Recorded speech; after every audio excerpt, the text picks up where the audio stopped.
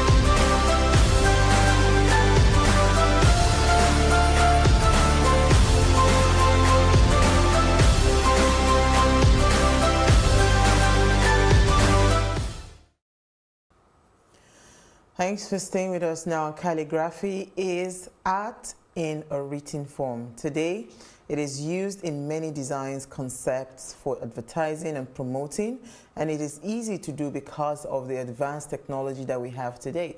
However, calligraphy also has had a vast history that has impacted many cultures all over the world. World Calligraphy Day commemorates the history and the hopes that people can take on calligraphy as a passion in their lives. To celebrate today, buy some supplies at your local art supply store and see how well you do.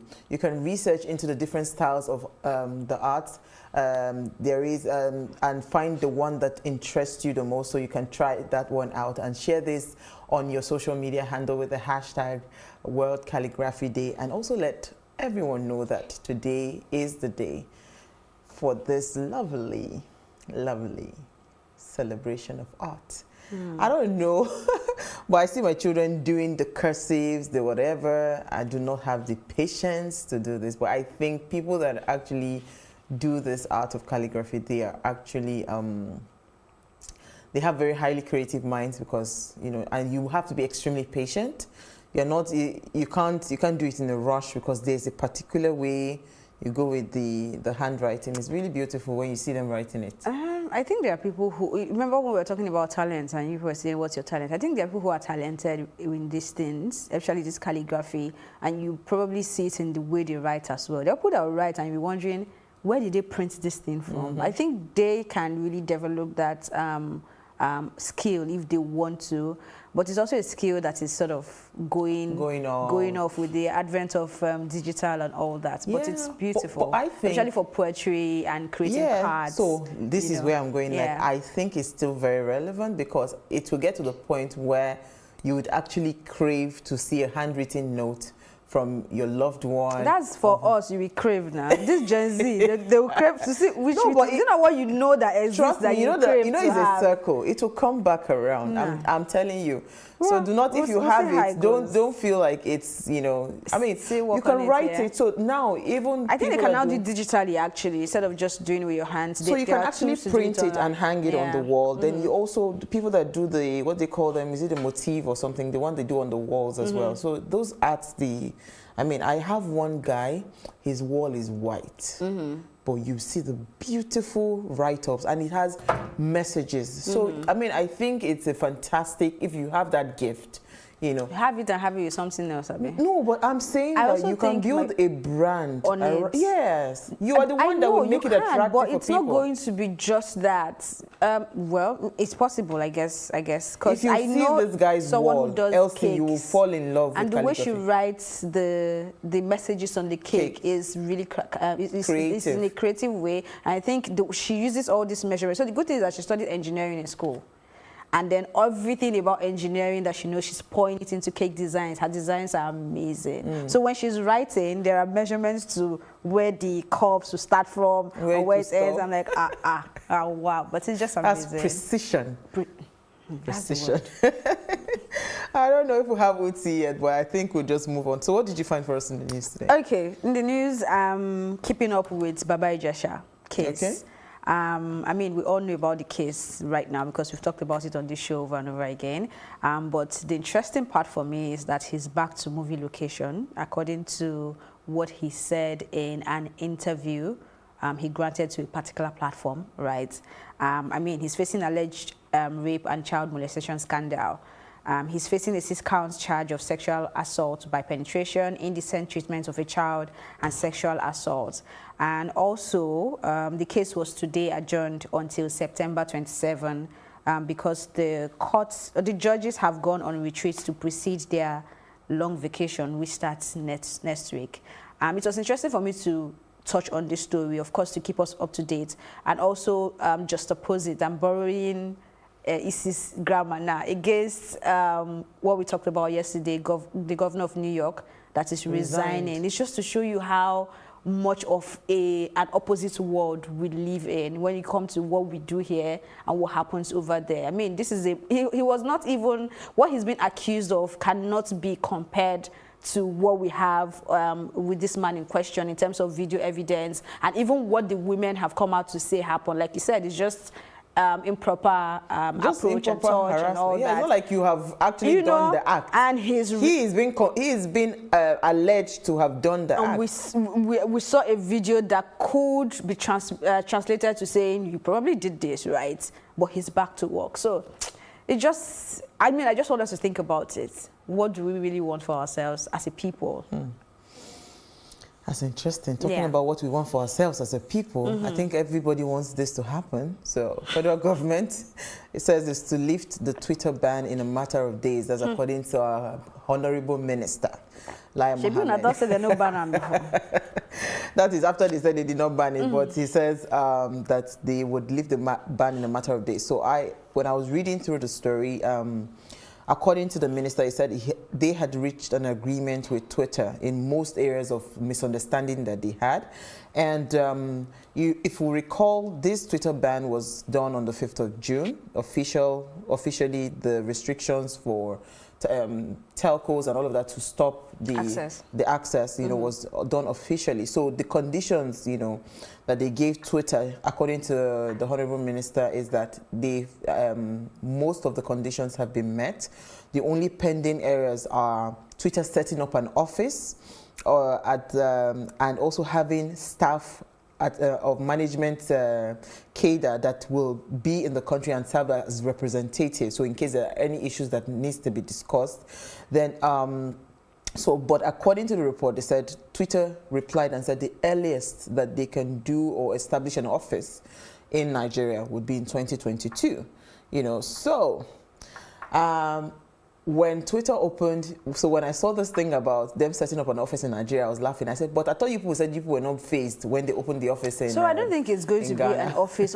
It's just going to be like maybe a representative office, for Twitter, so that somebody like our uncle can go to the person, be a man or a woman, to say, I saw this tweet, oh, I don't like it, oh, and then they will explain to him to say, this is how it works, this is how it's not working. I mean, it's going to be a lot of work for that person. I'm not even going to envy whoever that person is going to be, because the person will always be at loggerhead with. Especially when we know that 2023 is coming. My dear. So it's going to be a lot of I don't think it's going to be a big deal for them, for Twitter to do that. They just need to go back to the drawing board and just look at the laws and how it really works for them. But of course, they are not bringing the headquarters from Ghana to Nigeria. They will just open a liaison office. It's not going to be any big deal. So, I mean, when Nigerians, when they were talking about, oh, that they went to Ghana, it was a big deal, you know, and it's a big shame that we call ourselves the giants of Africa and we're not able to command that kind of attention, you know, from international companies. You know, they keep going to Ghana. That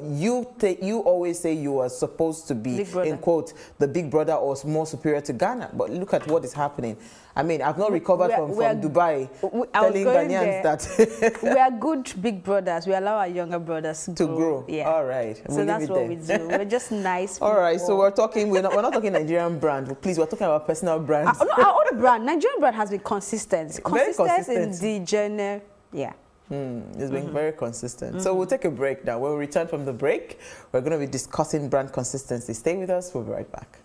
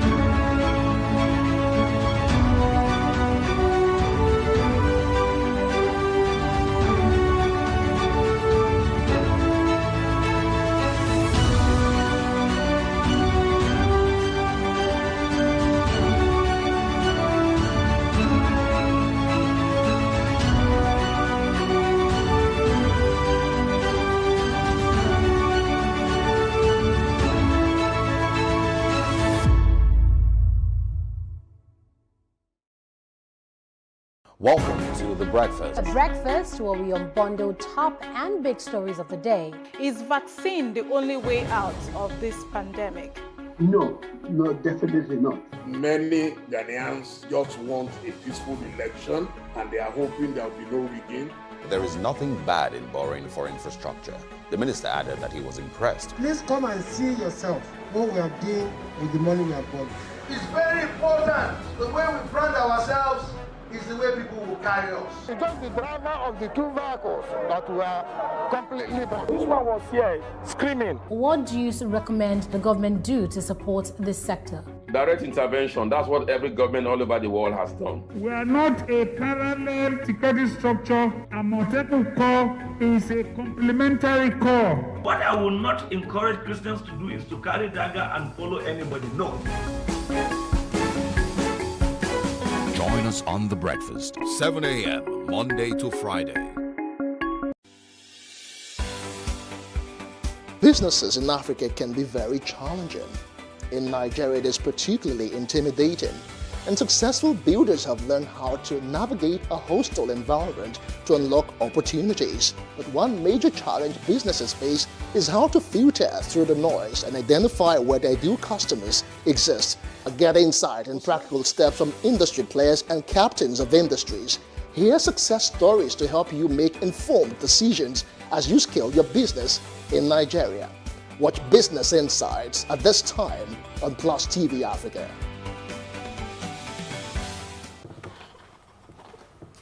Thanks for staying with us now. Brand consistency ensures that your brand is easily recognizable across all marketing channels and touch points. And this creates a cohesive, consistent brand identity, unified experience for both existing and potential customers. Brand consistency is the delivery of brand messaging in the time, sorry, 1 minute. Can we come again? Thank you.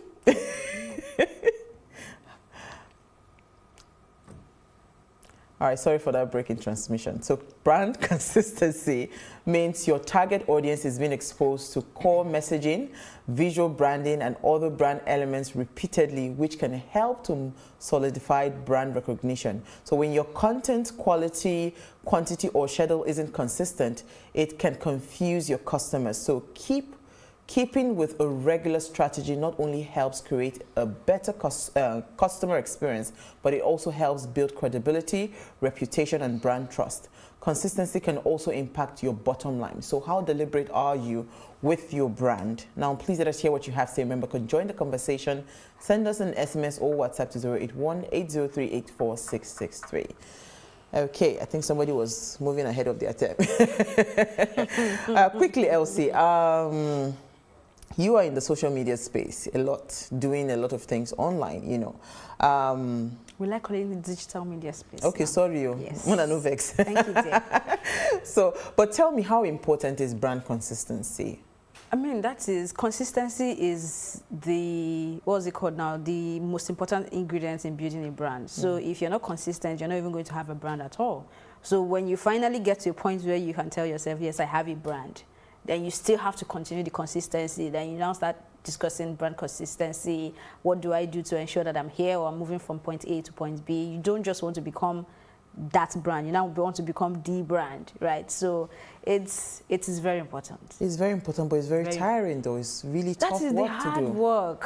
That's the hard work. So people look at it and say, your PR people, your digital marketing people, what are you doing? It's not just to create content and put it there. Until you tell them, oh yeah, do it. Then you understand that it is a lot of work.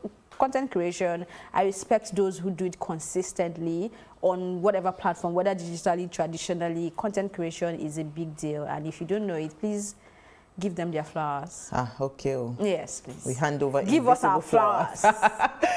It's not easy, actually. It's not. It's not. Buki is a Nigerian food blogger, award-winning chef, food consultant, recipe developer, and a mom. She's a self-taught chef who loves creating and sharing beautiful, colorful, traditional, and flavorful dishes, which birthed the kitchen muse in 2016. And she's always salivating my throat every day when I check her page. And she's joined in live in studio. Hi.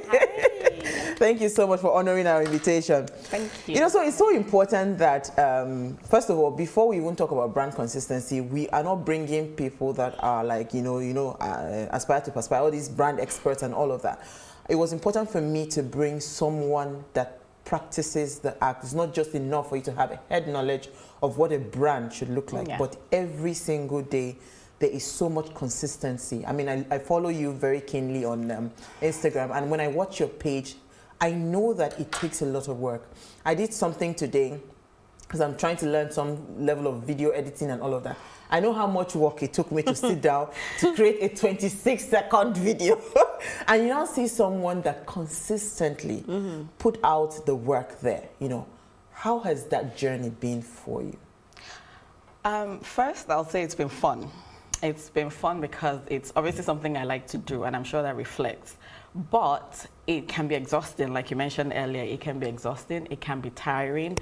It can feel like, you know, if you don't get feedback, I wouldn't lie, I like to get feedback, you know, good or bad, let me know what I'm doing. If you don't get the feedback, you're not really sure what you're doing. Your head is just kind of in the middle. You don't know what you're doing. Okay, should I keep going in this direction? Should I go in that direction? Or what am I doing? No one is saying anything. No one is commenting. No one is liking. No one is sharing. You know, so what should I be doing? So yeah, it's fun, but it can be exhausting and tiring and expensive. Of course. I mean, we'll get to that expensive part. But I needed to take us back to your journey to 2016. You said the kitchen muse started 2016. It did. Just what were you doing, and why did you decide, you know, this it was is time. what it is for me?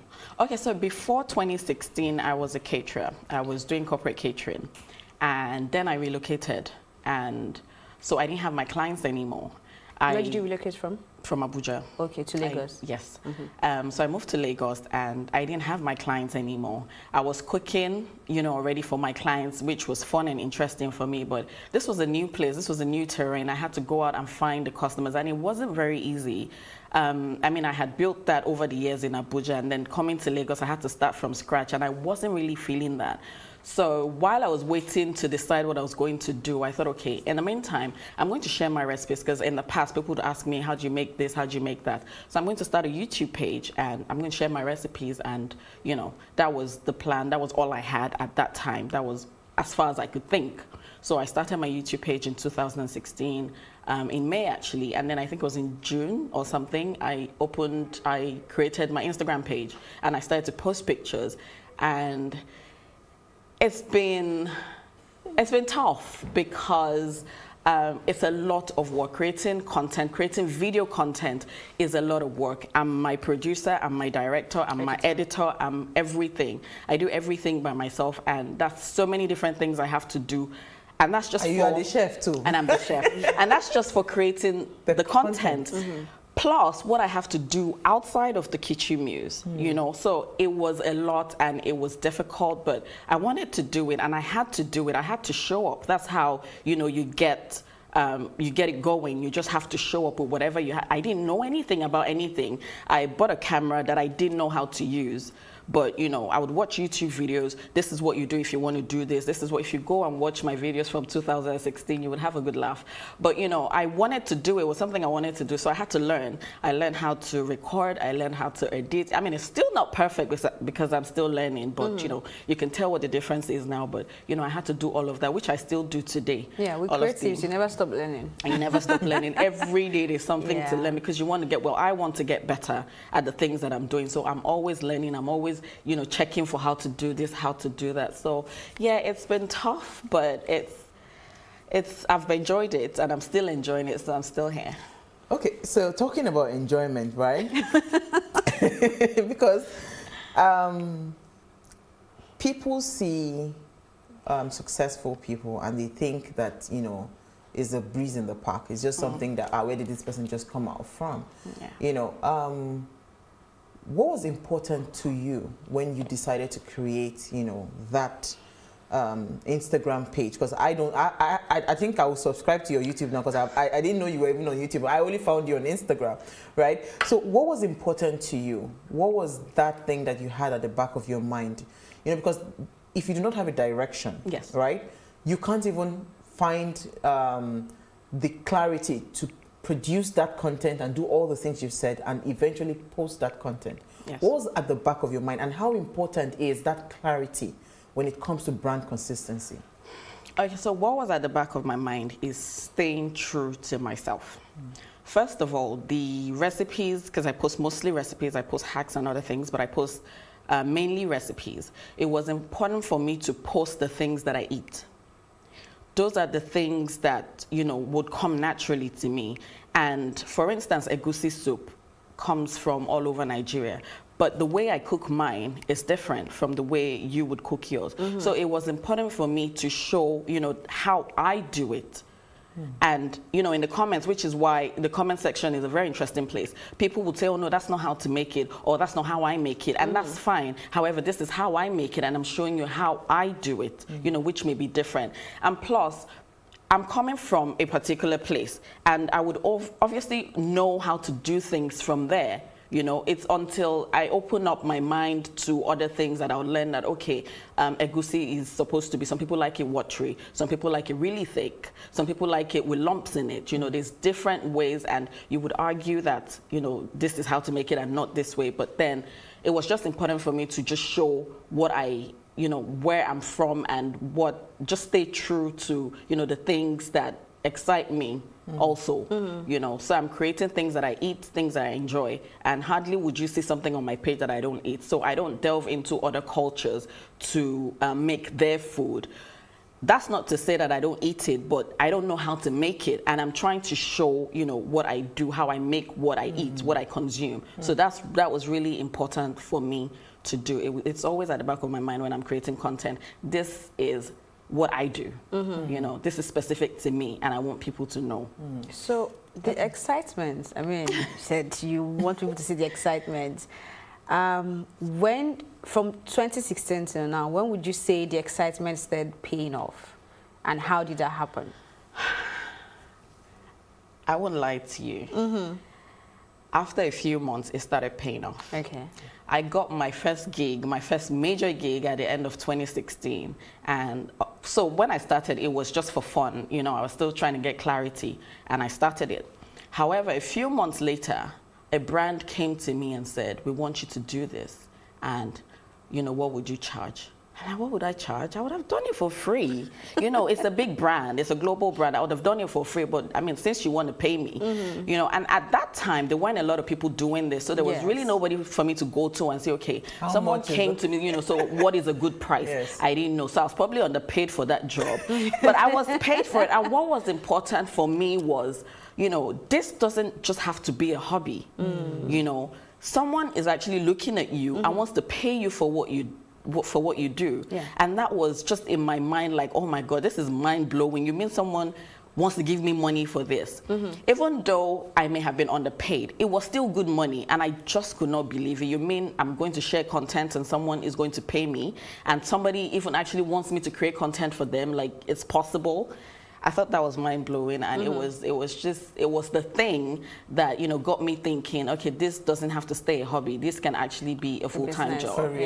You know, I was going to say, because whilst you were talking about having something at the back of your mind, do you think that that genuineness, that honesty, that you just wanted to showcase yourself in your raw state as to this is who I am, this is what I do you think also that plays a part in brand trust enough to attract the big companies to say, you know what, I like what this person is doing? Because you see, a lot of people now that create content, you didn't have money at the back of your mind. You didn't have that, oh, I needed to do a content because I wanted to be paid for it. You just wanted to do something that you loved, you know. So walk us through, coming from that place of doing something that you love and doing it from the place of, from the get-go, I am doing this because I want to make money and I want it to be a business. Would there be a difference, you know? There'll be a huge difference. Wow. So if you start out in doing what I do, if you start out having money at the back of your mind, it would affect the type of content that you put out. not to lie, even till today, there's certain things that I post that doesn't generate a lot of engagement. And for an influencer, engagement is the currency. Key, yeah. It's key. It's very, very important. So sometimes you're thinking, you know, what am I going to post that is going to generate engagement, because that's your currency. You know, so imagine if you have money at the back of your mind. You're also thinking, you know, what's that thing I'm going to create that would attract a brand, that would attract a small business to want to use my service, and that it would affect you, because then you're not being true to your brand, you're not being true to yourself, because you're trying to create what's going to sell as opposed to what you want to do. Also, you have to find a balance. To be very honest, you have to find a balance between the two, because you don't also want to just put out what you want to put out. You also have to listen to your audience. You know, what is it that I get DMs, I get people you do a lot of hacks, you know, you do a lot of tricks for people, you know. I do. Yeah. And of course, that has come from, maybe I posted something in my story and someone asked, 2 people asked, 5 people asked, and I'm thinking, okay, people are interested in this, because that's how I create my content, what people are interested in. Because as much as the page is my page and I'm allowed to post what I want to post, I also want to post, you know, something that would help other people. Something that other people are interested in. So it could be hacks, it could be recipes, it could be creating value. Yeah, tips and tricks and, you know, all of those types of things. So back to your question, if you have money at the back of your mind, it would affect the type of content that you put out. You can burn out from creating content that you're not happy with, but you're creating because you think that it's what other people want to see. You're not going to feel the excitement. The excitement is very important for me. I don't know about other people, but the excitement is very important for me. That's what keeps me going. That's what makes me want to jump out of bed, like, oh, I have to go and do this. I have to film this. Oh, I was thinking about this. Let me try and do it and see, you know, how it turns out. Okay, so we're going to talk about that part of jumping out of bed. Once the excitement is gone, you're done. Yeah, you're done. Well, we'll take a very short break. When we return from the break, we'll continue the conversation. Stay with us. I'll take your comments as well.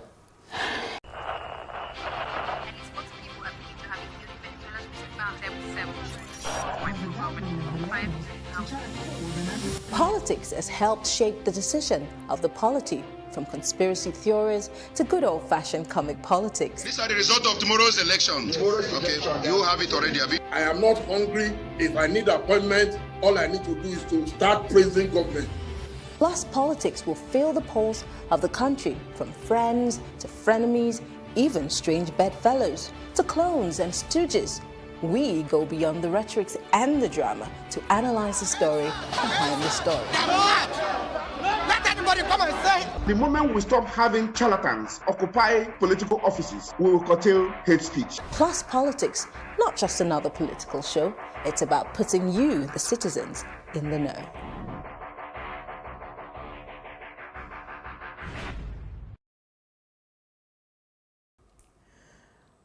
Thanks for staying with us. Now, if you just tuned in, we're having an amazing chat with Buki, the kitchen muse, on the power of brand consistency.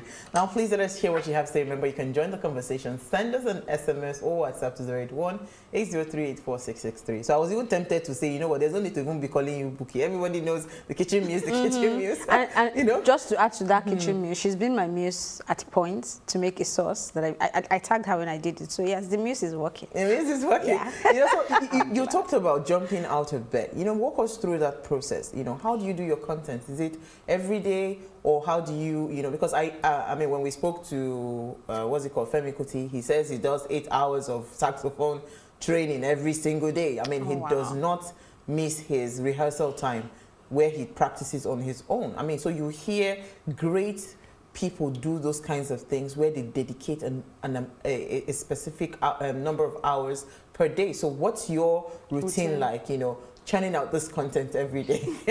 Okay, so first of all, planning. You have to plan. Before you plan, you have to get inspiration. Well, I have to get inspiration, and my inspiration can come from anything. Can come from something at the market, something I just saw, something I just smelled, you know, all of that. And then I'll just go to the kitchen and decide, okay, this is what I want to do today. And my assistant will look at me like, that's not what you said we're going to do today. I'm like, well, you know, I just have this in my head. Can we just get it out? So anyway, I have to sometimes plan, and then sometimes it's, you know, it just happens on the spur of the moment. But most of the time I have to plan it. And that involves, okay, Today I want to, this is what I'm feeling like. Also, because I still have to cook for the house, it would generally be around that. So I have this in mind, this is what's for lunch, this is what's for dinner. So around that, can I just create something? Because also you want to create, especially if it's a recipe, you want to create something that, you know, everybody can eat. So it will most likely be lunch or dinner or breakfast sometimes. So I create around that. So maybe the day before, a week before, and I batch create my content. Okay. So in a day, I can create 4, 5, 6 different things. And then on other days, I'm not creating content, of course, because I have other things to do. I have 2 boys, I have my family, I have, you know, a bunch of other things to attend to. So I'm not creating content every day. However, when I do create content, it can be 4, 5, 6 different things a day, depending on how much time and how. So you bulk shoot and then edit. And then at your edit pace. Yeah. exactly at my pace. I can be in the car on the way somewhere, and then I'm editing to post that evening. But I always have to block shoot, otherwise it's not going to happen consistently. You want to go ahead? You mentioned something earlier about it being expensive. So how expensive is this line of content creation? Because I know there are people who understand that they can make money from creating content online. They have to decide what content. It doesn't necessarily have to be food, but they are looking for ways to invest. And sometimes when you go to meet people to say, I'm going to start creating content on Instagram or YouTube, they just want to know how soon would you start making money. But you know it doesn't work like that, right? So what would you say how expensive is it to start, and how expensive is it now to maintain this brand that you have now? That's 2 different costs exactly. The simple answer is very expensive. Well, I'm sure everybody in the country knows that food is expensive right now. I don't know what has happened, but in the last 2 to 3 months, food has been even more expensive than it used to be. So imagine I have to create 4 to 6 recipes. We have to go to the market and buy X number of ingredients to cook 6 different things. And that's just for one day's shoot. Yeah. I wasn't even thinking about the food, I was just thinking about the gadgets. Well, go ahead.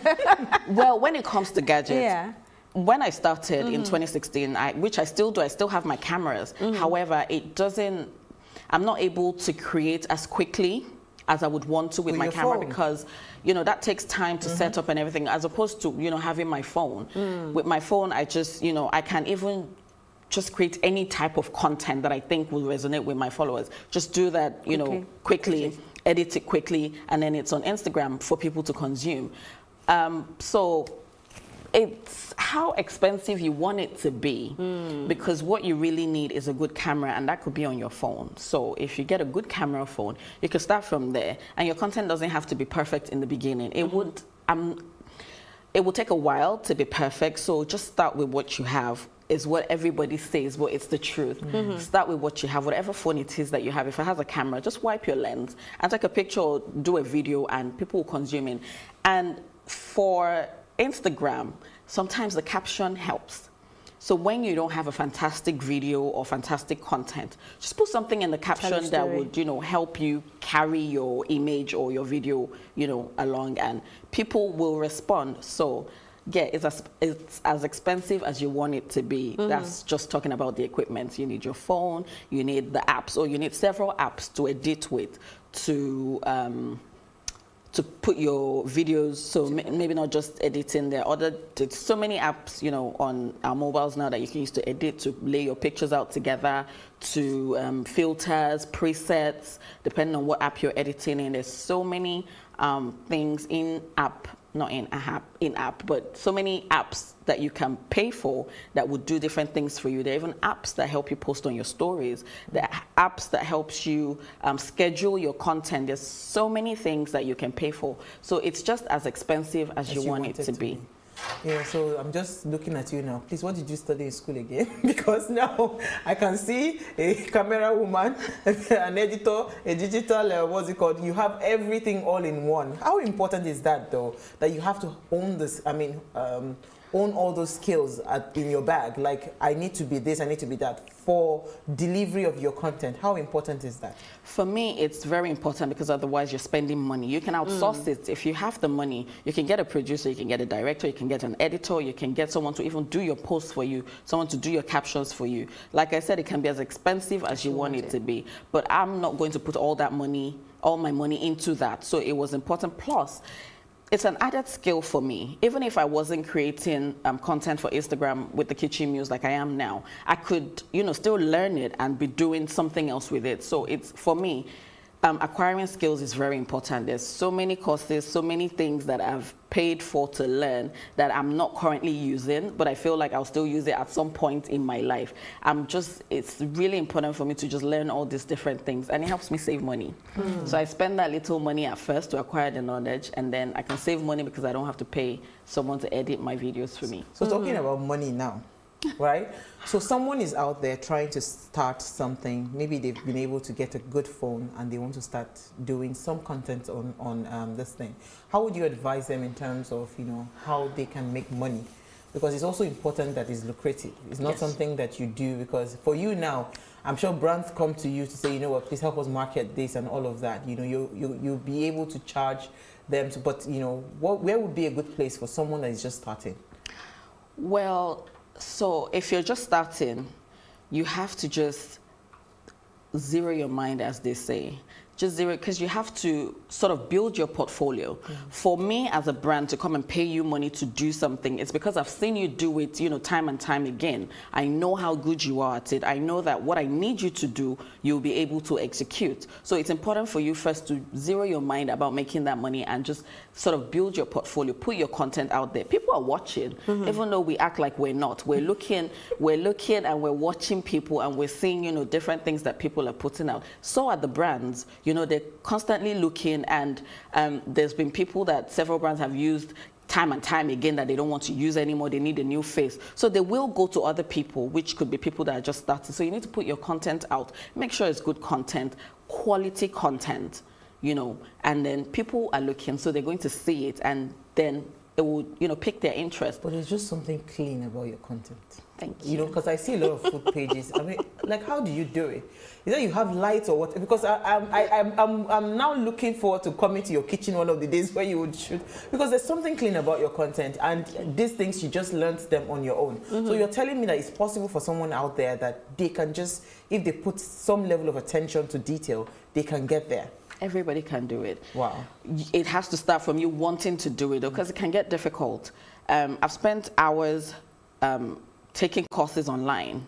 Hours I could have spent doing something else, but it was really important. I took a photography course online, and it was a 4-week course. I had to do several hours, a few hours a day, every day, to be able to do what I do. So you have to take out time, you also have to want to do it, not just, I want to make money from doing this, so I'm going to start doing it. It can get difficult. All those little details that, a course will teach you, do this. If you're not interested in it, it can be exhausting, it can be tiring, you just be uninterested, and you can just give up. It has to be something that you want to do. So if there's someone out there that wants to do this, first of all, make sure that it's something that really interests you and that you're going to stick with, because there are days where nobody is going to like your comment and nobody is going to interact with your content. And on those days, you need to be able to keep moving. Exactly. You need to be able to look past that and say, well, that post didn't do well. That's fine. I'll just go on and post the next one. And then that one may also not do well. But hey, keep going. You go on and post the next one. That one may also not do well. Was there a time you felt like giving up? Plenty times.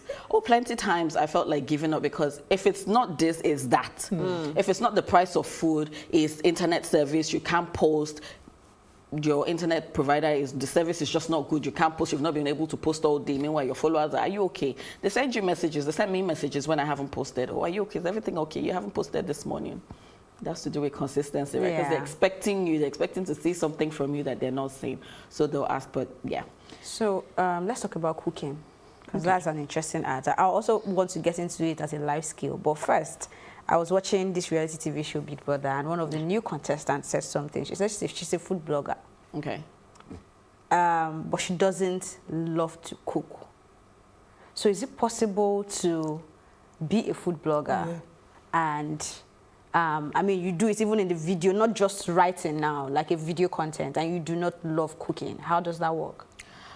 That couldn't work for me. Okay. I'm the kind of person, I would not do what I don't want to do. If I don't enjoy it, you just will not find me there. I have to be doing something that I really want to do. So if she's saying that she's a food blogger, but she doesn't love to cook, then there's another aspect of food blogging that she probably enjoys, you know, because there are different aspects to it. She may not love the cooking. She may love the research that goes into it, because you have to research also. She may love editing. I don't know. I couldn't really say, but for me, cooking is like the main thing. And if I didn't enjoy cooking, I don't think I'll be able to do. So that's why you are the best of both worlds. So I see those bloggers, right? What they do is they visit different restaurants. So what they do is, so you come to them and say, you know, I have a restaurant. So they come to your restaurant, they take pictures and, you know, talk about the food and everything. I think that's the difference. Yeah, so it's completely... I don't think they call them food bloggers. There's something they call them. I'll find the name. But those ones are different, actually. Well, they call themselves food bloggers. So the type of food blogger that you're talking about, what does she post? My darling. Let's go back to cooking. So let me take some comments, Elsie. Okay. So I think this is from... Elsie, you go first, I think. Okay, so well done, great ladies of Ways. The consistency in brand power lies solely on the key marketing skills. One other thing that matters is your PR public relations strength.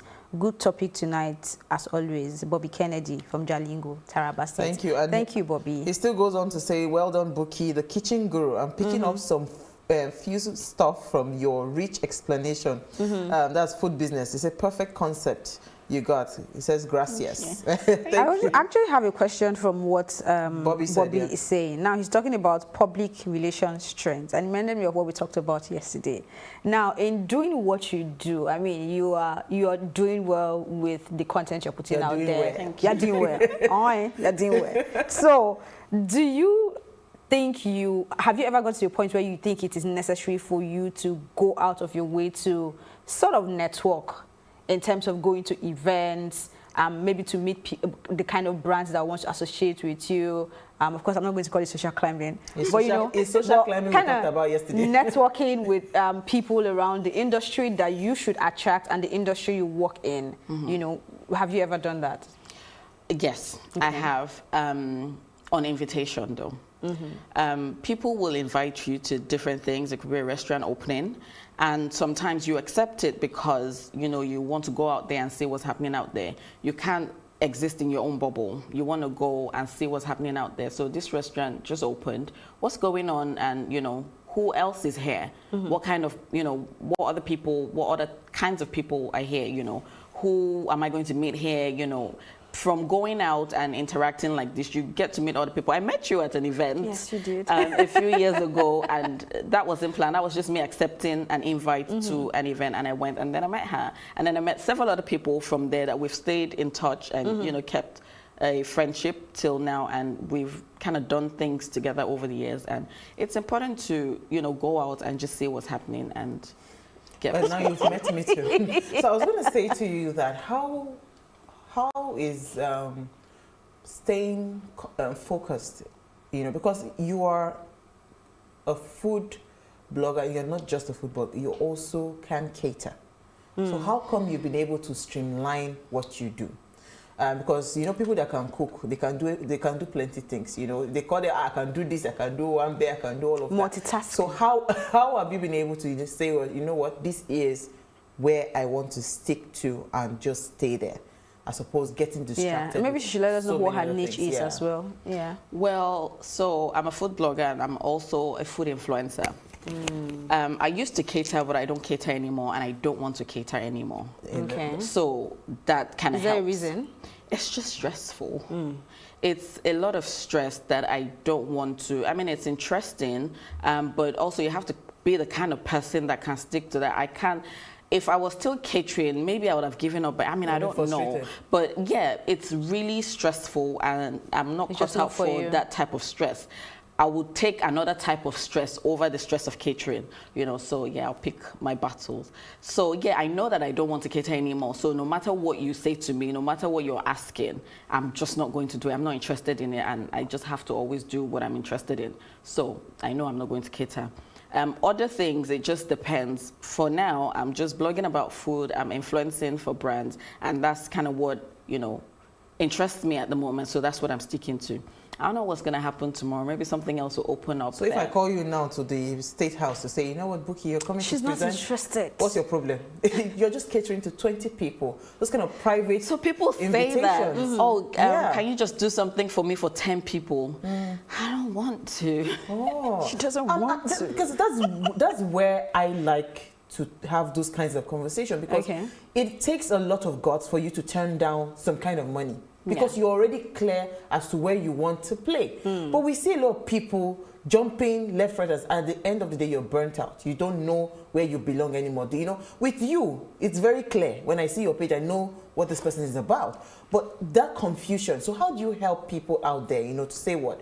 This is how to streamline and just stick there. Because sometimes maybe people feel like this might not be lucrative enough. So I was going to say it may be a money thing. Yeah. Everybody is trying to make money now, whatever it takes. Even someone that is a caterer can decide she wants to MC, which has nothing to do with food. But, she can talk and she can make people laugh. So she's going to go and make money from that. Of course. And I wouldn't say no to that, but you have to avoid the burnout. You have to be able to tell yourself, that... You have to be a baby girl like you. You have to just be able to tell yourself that, look, I'm doing too much. Yeah. I'm here and there and all over the place. And, if you're building a brand, it's important to let your audience, don't confuse your audience. Let them know what you do, what you're about, what to expect from you. That's really important. That way, they can continue to show up for you. So even though you're creating the content, you're the one in charge. People still need to show up for your brand to keep going. It's not just down to you. You need the people to also show up and interact with your stuff and show up for you. So it's important not to confuse them, because when they get confused, they don't really know what to expect, what to do. Oh, she's posted again. Okay, so fine. what you just do when people make those kind of offers, you have some chef you call up and say, you know what? Yes, I always recommend. Yes, I recommend people to them. Or you want for 20 people, okay, how about you call this person? Or even people still do it now. They know I don't cater, and they will just come and say, oh, I have recommend a good exactly. chef. Can you recommend someone that can do this for me? Can you tell us a bit of the challenges? Because you're talking about it now, and I know our people will only pick on the good parts, the success, the glory. She's done it, let's do it. Just a bit of the struggles that come with doing everything you do. Where do you want me to start? So, first of all, motivation. There's some days I don't want to go in my kitchen. I don't feel like just doing anything that has to do with, I don't even want to fry an egg. I'm uninterested. There may be, for some people, there may be more days like that than others. For me, thankfully, it's not that many days, but I do get days where I'm not interested in cooking. I may not even have anything in my box of content to post, but then I don't want to cook. I'm just not interested. And what you do, which is why you also, because I know my audience, I know the kind of things that they expect from me. So it doesn't have to be a recipe. I don't want to cook, so today I'm going to do a hack. I'm just going to show you how to clean your kettle. That doesn't involve any cooking. And that's still content that they will appreciate and, consume. I'll show you how to clean your chopping board. I'll show you how to, so many things, well, for me, so many things I can do other than cooking. That's just, motivation is one of the struggles. Another thing is, like I said, expenses. The expenses just mount. Like, you will just close your eyes and now you have to buy this. Your ring light is broken. Your camera is broken. This is not working perfectly. And, there's just too many things that can happen. Food price hike, lack of motivation, off the top, it's just a lot. It's just a lot that, can just keep you from doing what you want to do. And there's really nothing that you can do about it. On those days, you just... Well, please, we will be motivating you. We'll be dropping the comments on your page. Please do. I think that helps. That pushes, helps. Yeah. I don't think people realize it, but when you comment on other people's pages, especially, and I know people like to pick apart what other people do. Oh, why did you cook that rice like that? That's not how to do it. That's fine. I still welcome those kind of comments. I may say something that you're Let's not go there.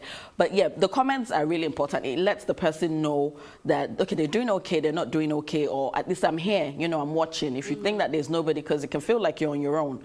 If you're posting and you're not getting the content. Meanwhile, you've posted something, you get 20 likes, but 5,000 people have seen it. You only got 20 likes. People watch it. Yeah, people are watching. They're always watching. So, yeah. Just show up for us. Leave a comment, leave a like, share. Please, we see the insights. We know how many people If you have not commented. followed the Kitchen News, just go on Instagram now and go and follow and like everything. And follow it's very important. PlusTvAfrica. Yes, because it's, I mean, I really love, the funny thing is that I've never met you up, I mean, till today. But I just love, there was something just different about your page. And I said, no, it would be really nice, you know, and for us, having this conversation, somebody it's out, I mean, the person is out there watching. We're not perfect, but we are trying to also have conversations that would help see that this is, you know, this is real. So if you really want to be serious about it, this is how to go about it. Yeah, it's possible. Anything you want to do. You know, I'm just seeing you now, maybe a judge on one food show, I don't know. At least if they call you for that one, you would answer. I'll go. Yeah. I'll go. That's one of the things I want to do. That kind of stress you'll be interested. That's the kind of, exactly. Please, so that's the if kind you are of stress. watching, if you have a cooking show, you need a judge. She's the perfect judge, you know. I'm the marketer, that's my available. work. I know how to talk. But thank you so much. I think we've had an amazing conversation. I hope you come back again. Please. One day I will visit your kitchen, hopefully. You're welcome. Thank you, Elsie. We had a fantastic conversation. All right, so please, before we go, do ensure you follow us on Instagram. It's at PlusTvAfrica. Like, share. You heard now, these likes and share, it helps to ginger us. It motivates us. So like, share, and also tell your friends as well to keep watching. Again, we're planning a giveaway to say thank you to you for watching and believing in the Ways brand. So do well to follow us on Instagram. Now, follow us now. It's at PlusTvAfrica. All right. So before we go, if you missed today's quote, here it is again. Consistency matters. You must learn that giving people a consistent, high-quality product is of importance, like building trust across your brand. This builds relational wealth. People want to know what they are about to step into and with whom. It's very important. So you cannot separate yourself from your brand. And yes. You did not disappoint me. We'll see you live tomorrow at 8 p.m. as we bring another great conversation to your screen. Enjoy.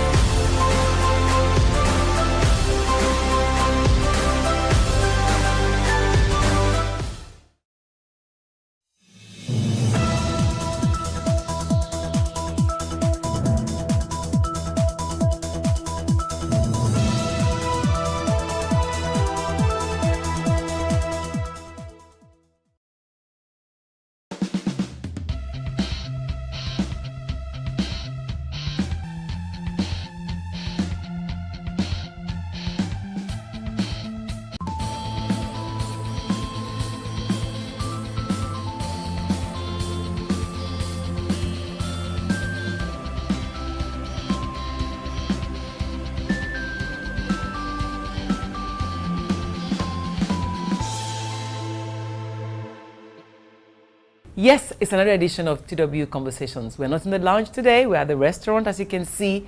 But why am I in the restaurant? Simply because we've given you 51 weeks of mind-boggling conversations, real ones with real women in the studios. And I thought, why not do the 52nd one as a recap? Especially because we need to redirect. I'll be right back and I'll tell you where I'm at. And all the women are not with me at the restaurant. I couldn't afford to feed all of them. But I'll tell you why when we return on the show. Welcome. This is the lounge, people. Welcome to the TW Conversations Lounge. Welcome. Welcome to TW Conversations. Now, TW Conversations you dey watch now. So welcome to TW Conversations. Welcome to TW Conversations. Welcome to The lounge. Welcome back. I got to put my glasses on so I can read the menu. My sisters in the house today are Saudat and Chisom. Hello. Sister and daughter. Yes. This is the one that is real. This is my real sister. But ladies, we're going to do lunch before we start. And I would like to invite Joshua. He's standing somewhere in the wings to take our orders. You see, I wore my glasses so that... Hello. Yes. I had actually taken a look before and I was sure that we would do a 3-course meal. Now, ladies, I think I like the Chicken lollipop, please. no, that one actually comes in the like a platter, isn't it? Yes. Oh wow, small chops sounds great. When there's puff, you know. And there's chicken wings inside. Yes. Barbecue chicken wings. Okay, we'll take our orders and thank you, Joshua. Sure. The rest is the ball is in your court to bring what we have ordered, okay? Thank you. That'll be ready in 10 minutes. Okay, thank you. So ladies, our starters are here. I like hummus because, staying fit. I try to stay fit. I'll mix it with the small chops. Okay. What are you going for? Shrimps. Okay, go ahead and say, but you know why we are taking your meal? I'm curious though. Personally, I think the very first edition was the one that was key for me. The first, which was Behind the Mask. You guys remember that one? Oh, we had all the ladies. How many? Like 1 million of us. All of us were there that day. And I remember I was just coming in after like our first meetup and I was just really excited to see all the things we could do together. Are you sure you're excited? Yes. Weren't you worried about all these older women who were coming around with you? I think I was nervous because there were just so many amazing people, but I was also excited to see the magic we could create. And so far it has been amazing. You know, with Fast Saudat, with you were like an automatic recruit to the TW Conversations Lounge, because the first day I called you and said, I'm on it. Yeah. And you never done any presentation. No. So what was it like for you Behind the Mask, that very first edition? The very first edition. I think it was okay because there were many people. If I was the only person with you, I might have been, shaky and all that. But there were many people from diverse, the age, but let me just say there was gender diversity. And then tribe, they were from different parts of Nigeria, with different ages and different cultures and stuff. So there was actually no tension for me. And again, I think maybe we're the setting. Because we're in the lounge. We were in the lounge and everything was just as if we were in someone's sitting room and we're just chilling and all talking. And I think there was just this kind of spirit in the air that just made a lot. At some point, we had to be quieting down the noise. Lola was like, people are talking over each other. We forgot that there were cameras and everyone was just like, just have it come into your head, you're in your friend's parlor and everybody just thought it was fun. And I got back and I had to ask myself that, did you actually do a studio thing? I needed to see, to know maybe we just didn't mess up because it was just too natural. Too real. It was just Although I would say it was a little difficult for me to share the presentation stage with about 8 different women at the same time. Were we 8 or 10?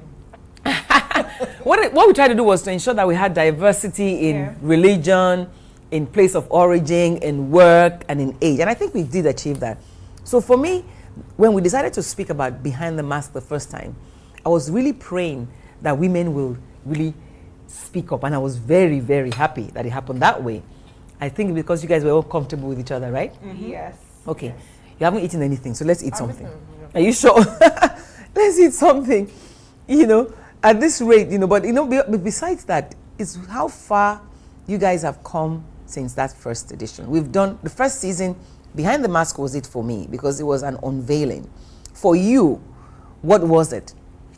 When we're talking about we've come a long way, when I was looking at the rerun, I was telling Lola, I said, I look so young. It's like 2 years after.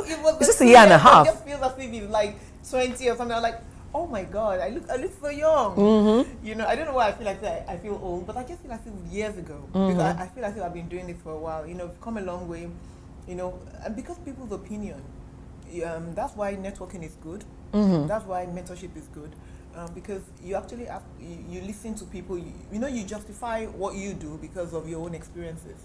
But what we had was people talking about their own experiences and things that happened to them, and that actually shaped how I see things now. I remember you were quite particular about the feminism edition. Yeah, because for me, the way people have carried feminism is like, oh, women must do stuff. But I just feel feminism for me, women must have a choice.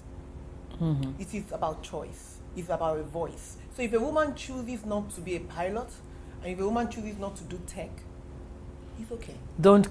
If a woman chooses to be a housewife. A housewife, it is okay. It is about, feminism for me is about letting the woman have a voice, a choice, a seat at the table if she wants. And if she doesn't even want to sit at don't your castigate table, her. she wants to have her own table with only women, let it be okay for her to make the choice. But unfortunately for us, the feminism war has been taken over by people that want to be like we hate men. At least that's what came out in that edition. That's what, yes. It came out like we don't hate men. I associate with feminism, but I love men. Your husband first. I love men. I love my dad, my brothers. But I know that men have done what men have done over the years to suppress us. But you see, like slavery, blacks also contributed to slavery. Blacks themselves sold blacks. That's the same way in feminism. Our women are also contributors of people suppressing women. So for Chisom, I think that Body Beautiful one, you know why I'm saying this? Because both of you have gone on to do things that I see somewhat like I'm spin-off of some of the things that have happened here. Body Beautiful was one edition you were in. You recently did something to do with Body Beautiful. Tell me about it. So I produced the film. Oh, let's give her a round of applause. It's deserving. That was such a journey. I didn't know how you managed to do that though. It's another story for another day.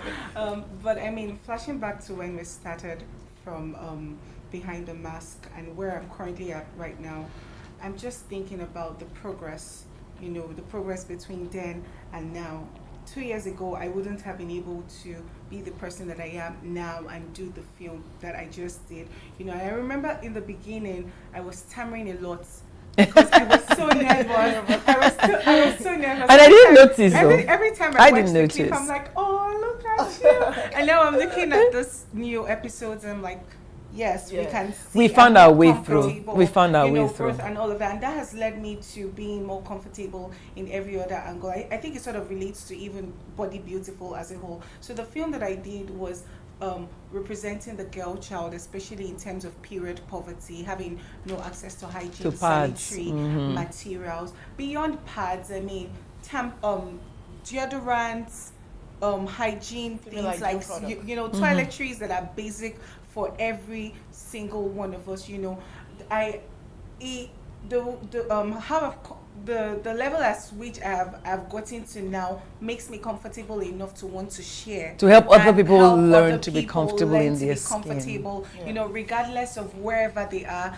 It doesn't always have to be with size. It could be your ideology, it could be your esteem as a whole in terms of environment, you know, and all those things. And that episode was beautiful because I got a lot of feedbacks. A lot of people were able to relate with me. You guys are working out. You know what? I got to take a break. Let's take a break. I mean, you guys are working out. And people should go and watch it online anyway. Go and watch it online on YouTube. It's there, TW Conversations. But however, take a break. Let's continue eating. And we'll look at what season 2 was like for some of us and for the other ladies too. We'll be right back.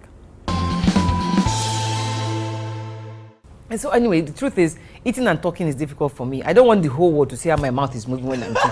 Let's finish this conversation and go back to eat. What do you guys think? Anyway, but we must go.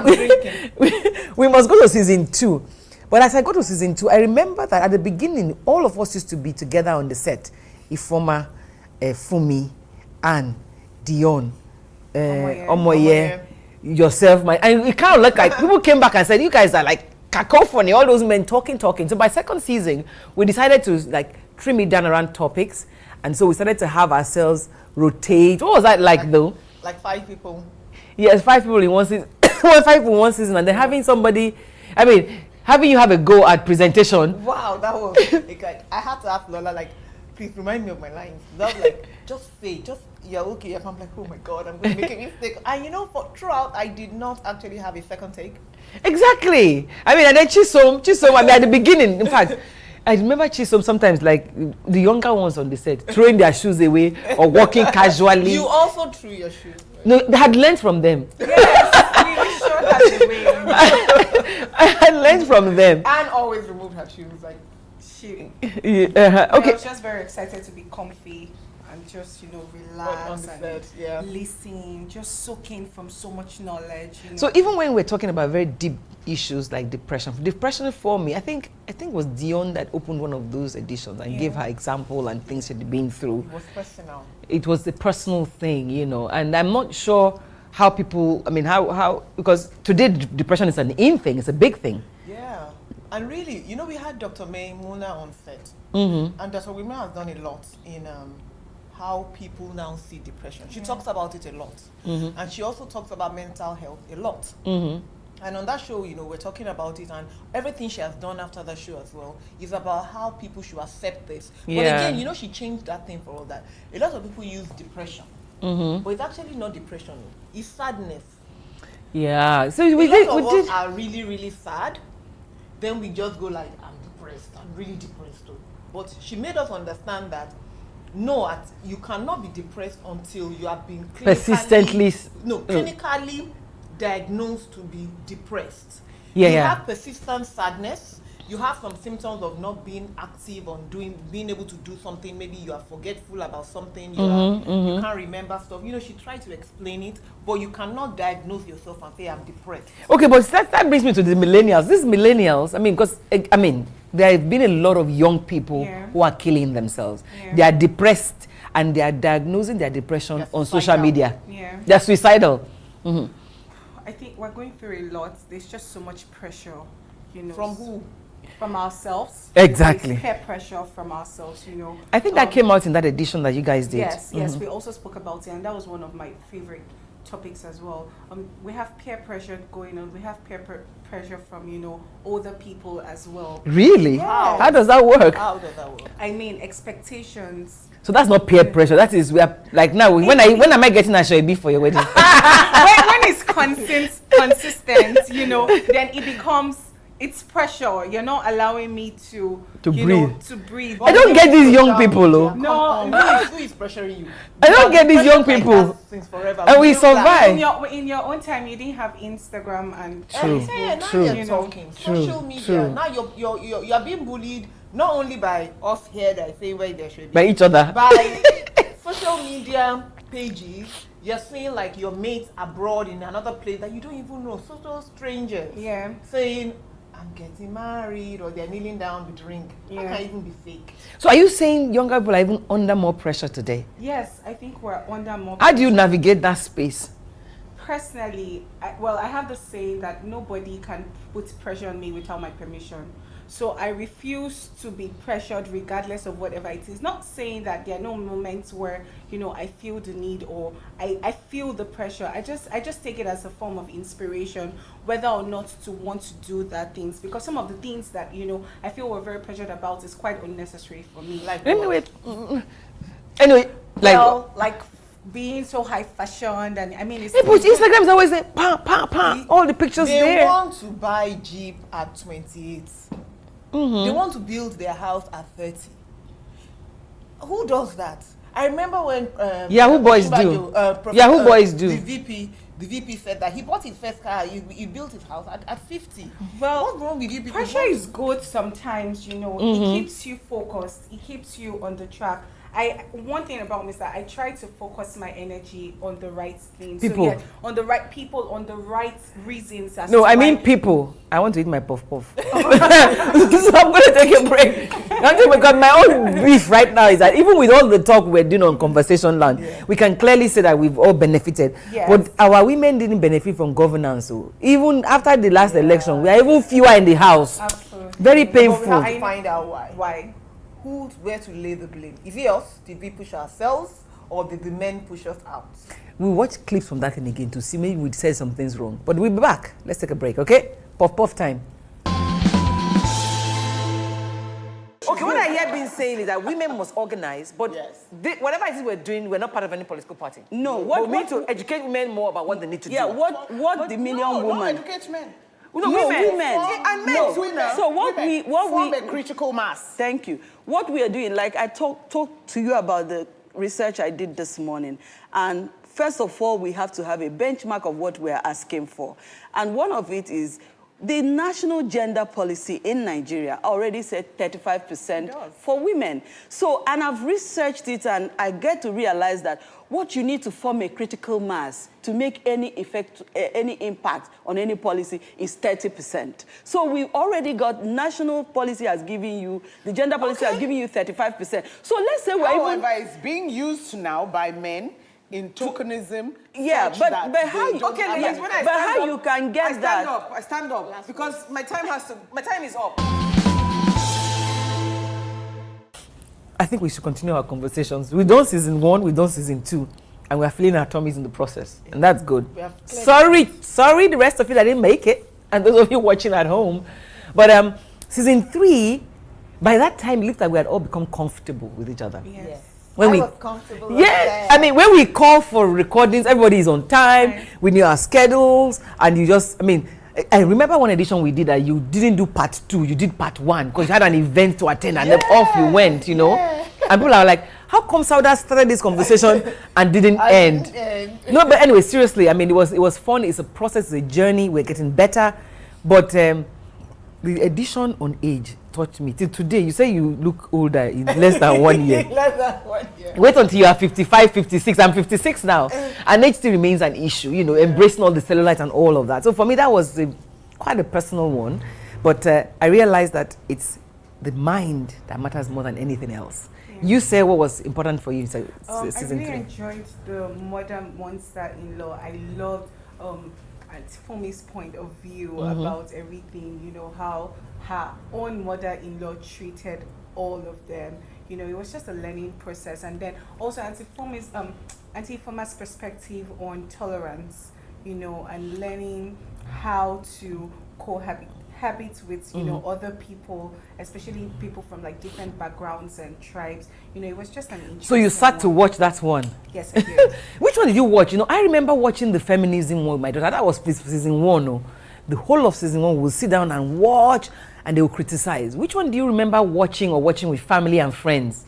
I think it was season 2. I did season 1, we did season 2. We did season 1 and 2. But there was one we did. I was at one of my mentors' birthday party, and we were all in the sitting room, and you know they were airing that one. And some guy in the sitting room just said, he looked at the TV, he looked at me. You know, the way he shows, people think it's live. And you know that it's an older man, so he was wondering, is this the woman here? Is this the woman here? Then he asked my husband. He was like. My husband said, yeah, that's how. I'm like, yeah. How did you feel though, being in the living room? Oh my God, because people start coming into the living room like, oh, it's her, okay, oh, it's you. I'm like, oh my God, you know, and because of that experience, it's actually affected the way I talk, even when I'm on a panel or I'm giving a speech or something, you know, because before I used to shake. My husband would like, calm down, you got this. But ever since I was on the show and everything we did your on the show, feet are on you know, the so ground. Going in front of the Audience. stage, my frights, no, all that one is off. Oh, so thank you, TW Conversations. But I think the whole thing about conversations is that because we all used to like sit down and talk freely. And I think that's what the whole issue of the TW Conversation series is. We must learn to share experiences in different platforms. I'm going to take a break, and then I will go to the season that we are rounding up now, season 4. We'll be back. Right, we're back on set now. We're back live, because they say we can't continue this, we must finish. Let's talk about season 4. Okay. But as I do that, I just realized that, you know, even in that diversity, we did have Rosie come on set a few times. She was so busy and she couldn't make it. Rosie, our Ghanaian friend who works here, and we even had a Ghanaian come from Ghana to be part of our conversation. Renee.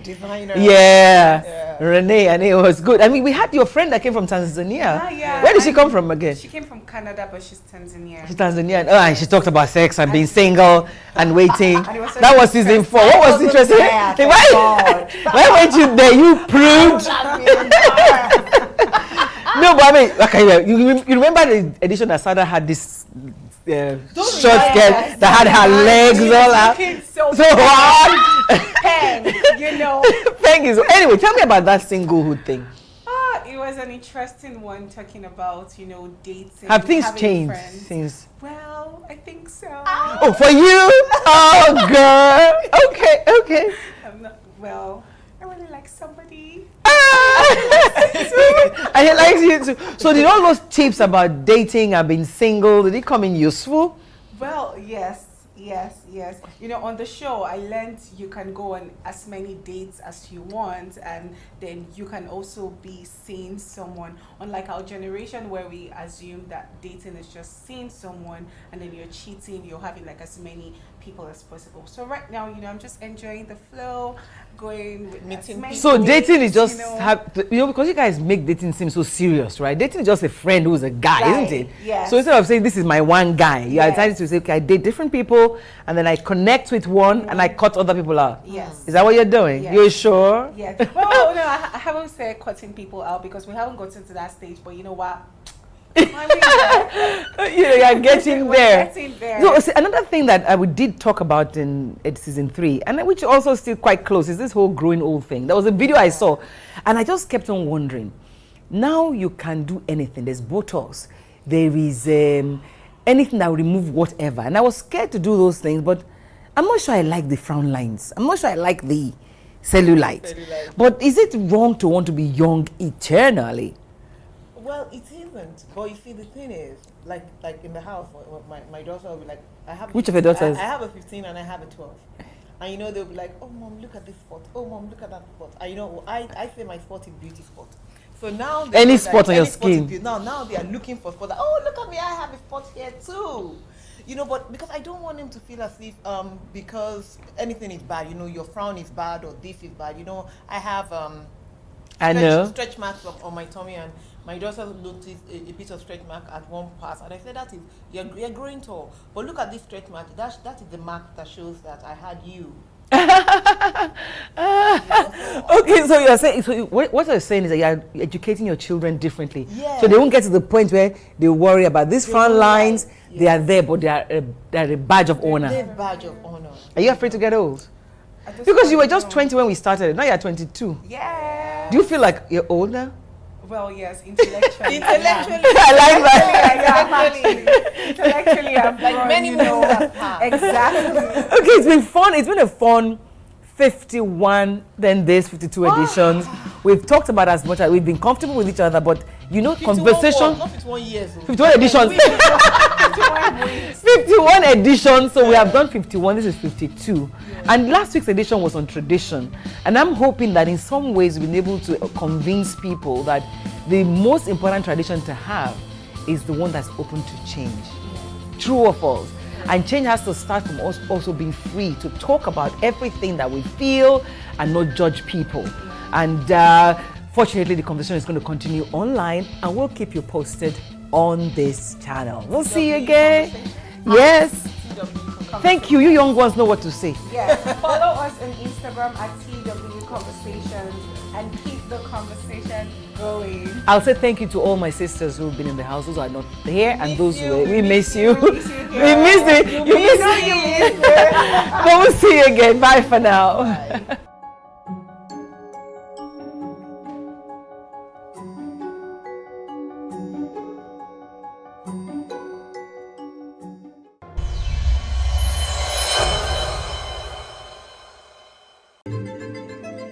Nigeria, by extension, Africa, is faced with a lot of challenges. The growing youth population with little engagement, that is a ticking time bomb. We are a blessed people with diverse culture and highly cerebral minds who have a lot to say. And yes, we are talking.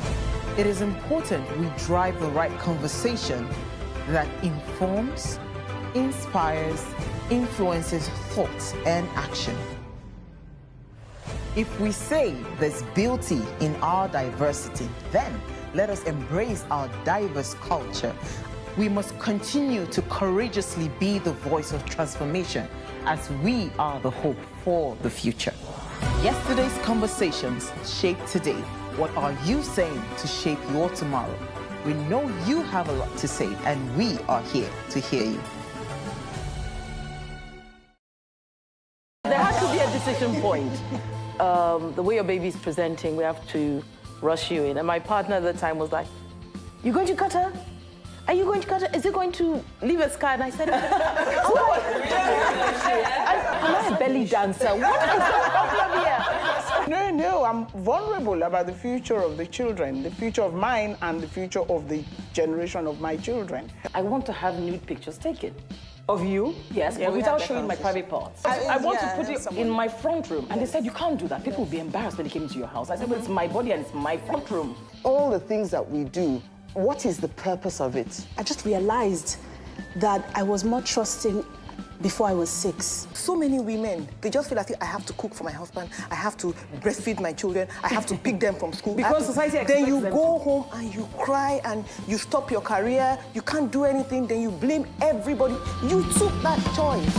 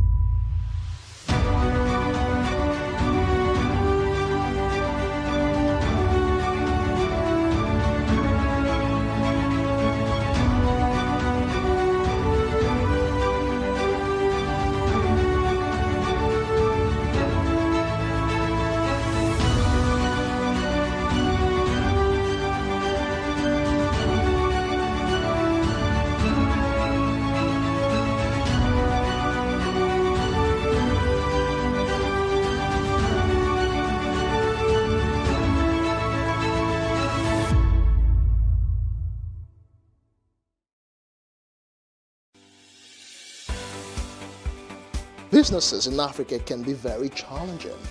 In Nigeria, it is particularly intimidating, and successful builders have learned how to navigate a hostile environment to unlock opportunities. But one major challenge businesses face is how to filter through the noise and identify where their ideal customers exist. Get insight and practical steps from industry players and captains of industries. Hear success stories to help you make informed decisions as you scale your business in Nigeria.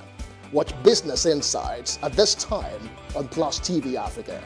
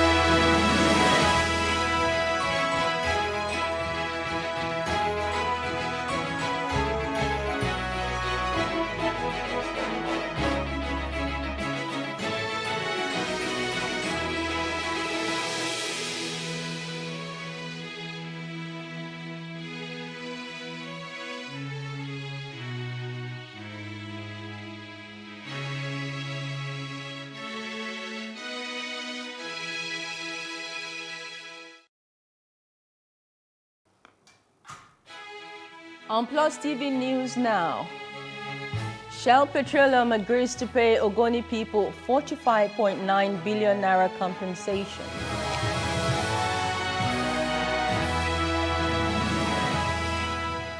Federal government releases new tolling policy and regulations for federal roads and bridges.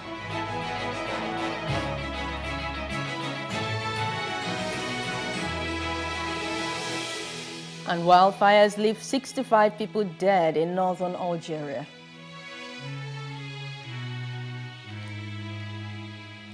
Thanks for joining us on Plus News Now. I am Maureen Menon-Mwezigwe.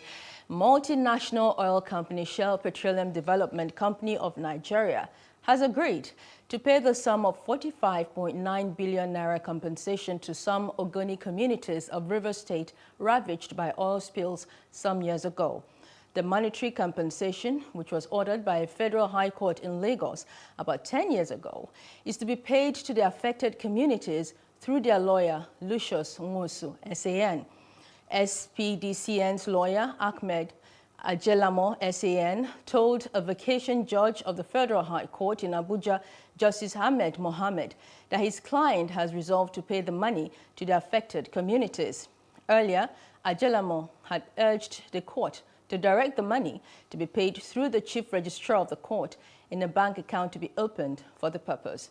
It was later agreed that the money be paid to the affected communities through their lawyer, Nwosu.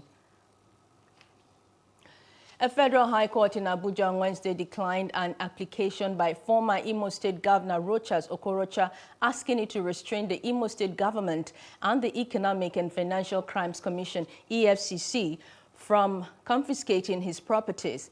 A state high court in Owerri had on Monday ordered the final and absolute forfeiture of Royal Palm Springs Hotel and other properties said to belong to Senator Okorocha and other members of his family. According to a ruling by Justice Fred Njamanze, who was sitting on a vacation judge, Okorocha's counsel failed to give concrete and verifiable reasons why a final and absolute forfeiture order should not be given in favor of the Imo State government. Justice Njamanze added that the suit filed against the state government by Okorocha's counsel was not properly filed. The trial of embattled Nollywood actor Olarewaju Omiyinka, also known as Baba Ijesha, at the Lagos Special Offences Court in Ikeja, scheduled for Wednesday and Thursday, has been adjourned till September 27th. The trial was adjourned due to the long vacation of judges. Both parties involved in the matter, Baba Ijesha and Princess, and the counsels were not in court. Only journalists and few supporters who were unaware of the adjournment were seen around the court premises. At the last sitting, Justice Oluwatoyin Taiwo adjourned the matter to August 11th and 12th for continuation of trial. Baba Ijesha has reportedly returned to acting and is making comedy skits after his 2 million naira bail application was granted. Government officials will not be exempted from paying road tolls in a new open tolling policy approved by the Federal Executive Council. The Minister of Works and Housing, Babatunde Fashola, made the declaration on Wednesday while briefing State House correspondents at the end of the FEC meeting. While the open tolling system will not begin immediately, Fashola revealed that the framework for the broad policy was adopted at the meeting. He explained that the policy will guide the new tolling system so that local people, states and local governments, as well as all those who manage roads and interested investors will understand the nation's tolling policy. Fashola further hinted that after wide consultations with various sectors, including the National Assembly, only diplomats and military and paramilitary officials will be exempted from the electronic toll collection on the dual carriageways pronounced eligible for tolling by the federal government. The federal government says the ban on operations on microblogging platform Twitter will be lifted in a matter of days. Minister of Information and Culture Alhaji Lai Mohammed gave this update after the week's virtual Federal Executive Council meeting presided over by Vice President Yemi Osinbajo SAN at the Presidential Villa Abuja. Providing updates on the government's negotiation with the microblogging site, the minister gave more details of the conditions given to the platform, saying most of them have been accepted. He said the errors still pending, such as Twitter setting up an office and having a Twitter staff of management cadre that will serve as the country representative, were being discussed. The Chief of Army Staff has urged insurgents to lay down their arms or face the consequences of it. Lieutenant General Farouk Yahaya revealed this during the flag-off of flight welfare for troops of Operation Haddon Kai and its personnel at the Air Force Base in Maiduguri. The special monthly flights will convey troops on operations and those on pass to their destinations. Yahaya said Nigerians also have responsibilities in the fight against insurgency, kidnappers and bandits in the country. Well-meaning Nigerians have something to contribute in our fight against insurgency and other criminals, whether they are bandits or kidnappers and other violent criminals. Already you can see we are getting them in droves, surrendering already. And we urge them to continue to surrender and lay down their arms until the line of peace. Line of peace is the way. It's the way for development. It's the way for peaceful living. It's the way for peaceful coexistence. Otherwise, you cannot escape the wrath of the armed forces of Nigeria in synergy with other security agencies and services and stakeholders. The newly appointed Nigeria Security and Civil Defense Corps, Ahmed Abubakar Audi, has assured that the agency will bring insecurity to its barest minimum in the shortest possible time. Though he refused to divulge these strategies openly in order not to give criminal elements across the country a clue of what will befall them if they do not desist from engaging in illicit and illegal businesses. He said the agency has intensified the training and retraining of staff of the agency on this new triangular strategy to confront the present reality on ground. If I go into details, it will be tantamount to divulging my strategy that I am adopting to curtail the incidence of insecurity. But I like to say that the Civil Defense Corps that you know before is not the one that is now. Now there is a renewed vigor, and we have come up with a triangular formation of dealing with insecurity. And we are going to use, first, we are going to train and retrain our personnel to get in tandem with the type of conflict that we're experiencing now. And then we're also going to promote professionalism and then discipline. Once you put these three triangular formation into an organization, you will see productivity. And staying with security, the Edo State Governor Godwin Obaseki says the security situation in the state is relatively calm, explaining that efforts were ongoing to sustain it. Obaseki stated this while reviewing the state security situation for the month of July, after a short security meeting with all heads of various security agencies in the state. According to him, the reports considered show that security environment in Edo State is relatively calm. Commissioner of Police in the state, Philip Ogbadu, also corroborated the governor's position. The new Assistant Inspector General of Police, AIG, in charge of Zone 3, Command says the trust deficit between the Nigerian police and the public must be broken as a key strategy to bring about a robust intelligence gathering. The new AIG said this at the Zone 3 Command headquarters in Yola, the Adamawa state capital, where he has officially resumed duty. Correspondent reports now. Daniel Pedro is the new Assistant Inspector General of Police, Zone 3, Yola, for Adamawa and Taraba states. He says the police must position itself in a manner where there is public trust, which will aid the fight against crime. The new AIG said security strategies will be updated as every police formation will be reactivated to tackle crime. 1. Intelligence-led policing. 2. Policing within the ambit of the law. 3. Respect for the fundamental rights of citizens, irrespective of status. 4. Zero tolerance for corruption. And 5. Synergy with the public and other legitimate security agencies. He says Adamawa and Taraba State will no longer be a safe haven for kidnappers and criminals. He calls on residents of Adamawa and Taraba States to cooperate with the Nigeria police by giving them useful information that will help trace criminal hideouts. Going to be a synergy between the stakeholders and the police. I want to break that trust deficit between the police and the public. You know? So that anybody be free to walk down to his area commander, to walk down to his DPO, to walk down to the CP. Anybody is free to walk down to me and give me information in confidence. I assure you, such information will not be leaked out, that information, and you'll be very, very happy with it. Before his deployment as the new Assistant Inspector General of Police Zone 3 Yola, Daniel Sokari Pedro was the Deputy Commandant, Nigerian Police Academy, Wudi, in Kano State. Despite the ongoing strike by the National Association of Resident Doctors, its chapter at the Lagos University Teaching Hospital, Luth, has converged to discuss challenges and way forward in the sector.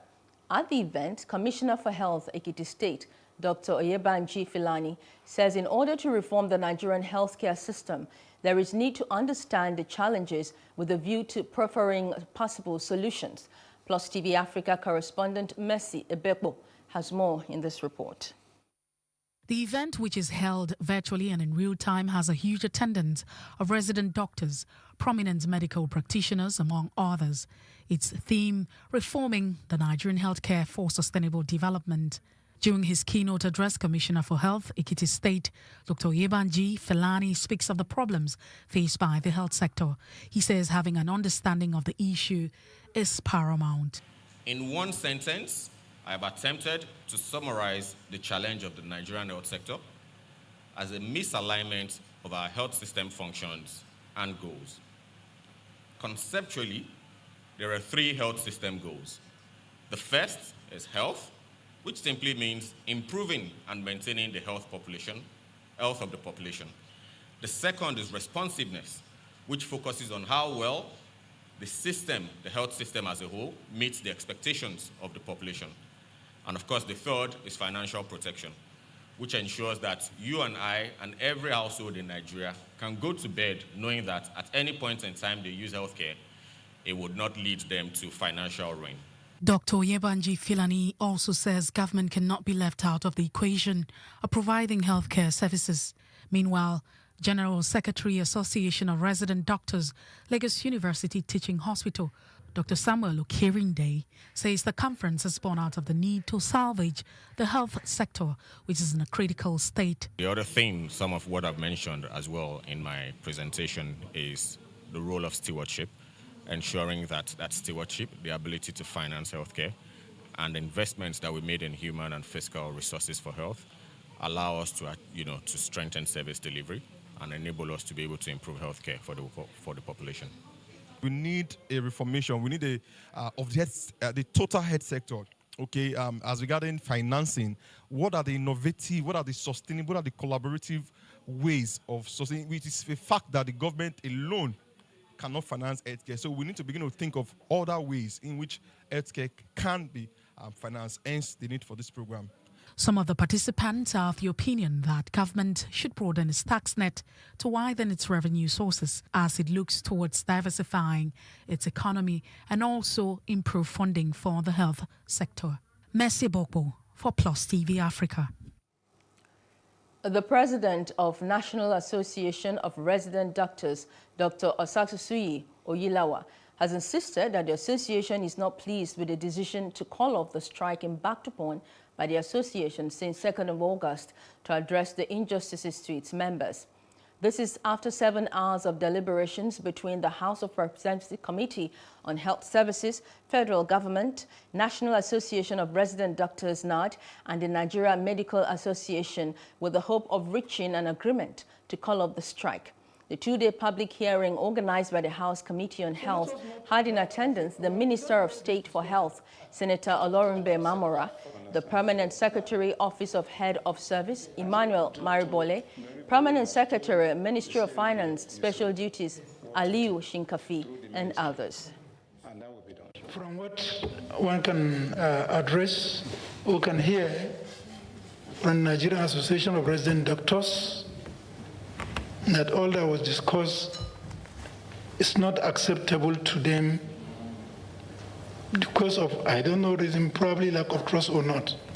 It is in the view of this committee as representative of people and the National Assembly that we have done what we can, and we want to express our gratitude to everyone. What was better?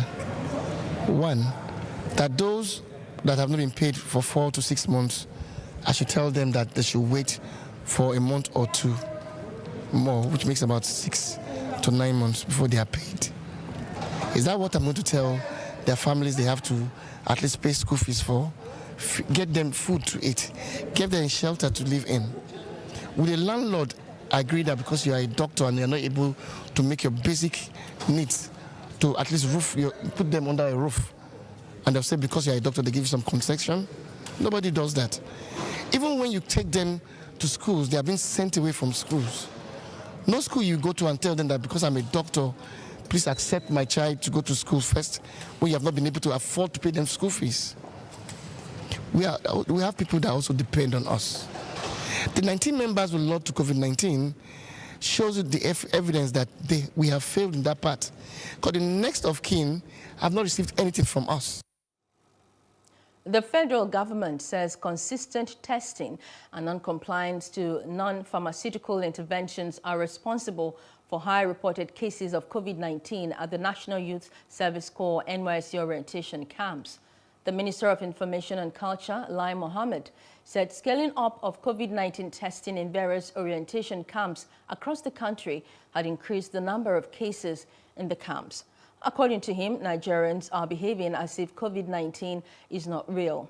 The minister, however, notes that with the recent increase in cases of COVID-19, no doubt Nigeria was fully in the third wave of the pandemic, and this was because the country had witnessed increase in those who had been affected in many states since July. Director General of the World Health Organization, Tedros Ghebreyesus, says authorities in Guinea are monitoring 155 people who may have been in contact with a confirmed case of Marburg virus disease, a highly infectious fever similar to Ebola. The Marburg case, which Tedros said was the first in West Africa, was confirmed in Gwekudu in southeastern Guinea. The region was the origin of the 2014 to 2016 West Africa Ebola outbreak, the deadliest in history, and saw a brief resurgence of Ebola this year. Guinea was declared free of Ebola 2 months ago, following an outbreak that killed 12 people. Last Friday, the Ministry of Health of Guinea informed WHO of a case of Marburg virus disease in the country's southwest in a man who died 8 days after onset of symptoms. This is the first known case of Marburg in West Africa. About 150 contacts have been identified and are being followed up, including 3 family members and a health worker who have been identified as high-risk close contacts. Marburg is a very different virus to the one that caused COVID-19, but many of the elements of the response are the same: isolating and caring for those infected, tracing and quarantining their contacts, and engaging local communities in the response. World Health Director General Tedros Ghebreyesus told a news conference that Solidarity Plus will test 3 drugs: artesunate, a treatment for severe malaria; imatinib, a drug for certain cancers; and infliximab, a treatment for immune system disorders such as Crohn's disease. So far, only corticosteroids have been proven effective against severe and critical COVID-19. Co-leads of the research and development blueprint at WHO, Marie-Pierre Preziosi, said the drugs have already been shipped or are on their way to more than 10 countries. Today, we're pleased to announce the next phase in the Solidarity trial, called Solidarity Plus. Solidarity Plus will test 3 drugs: artesunate, a treatment for severe malaria; imatinib, a drug for certain cancers; and infliximab, a treatment for immune system disorders such as Crohn's disease. These drugs were chosen by an independent panel of experts that evaluates all the available evidence on all potential therapeutics.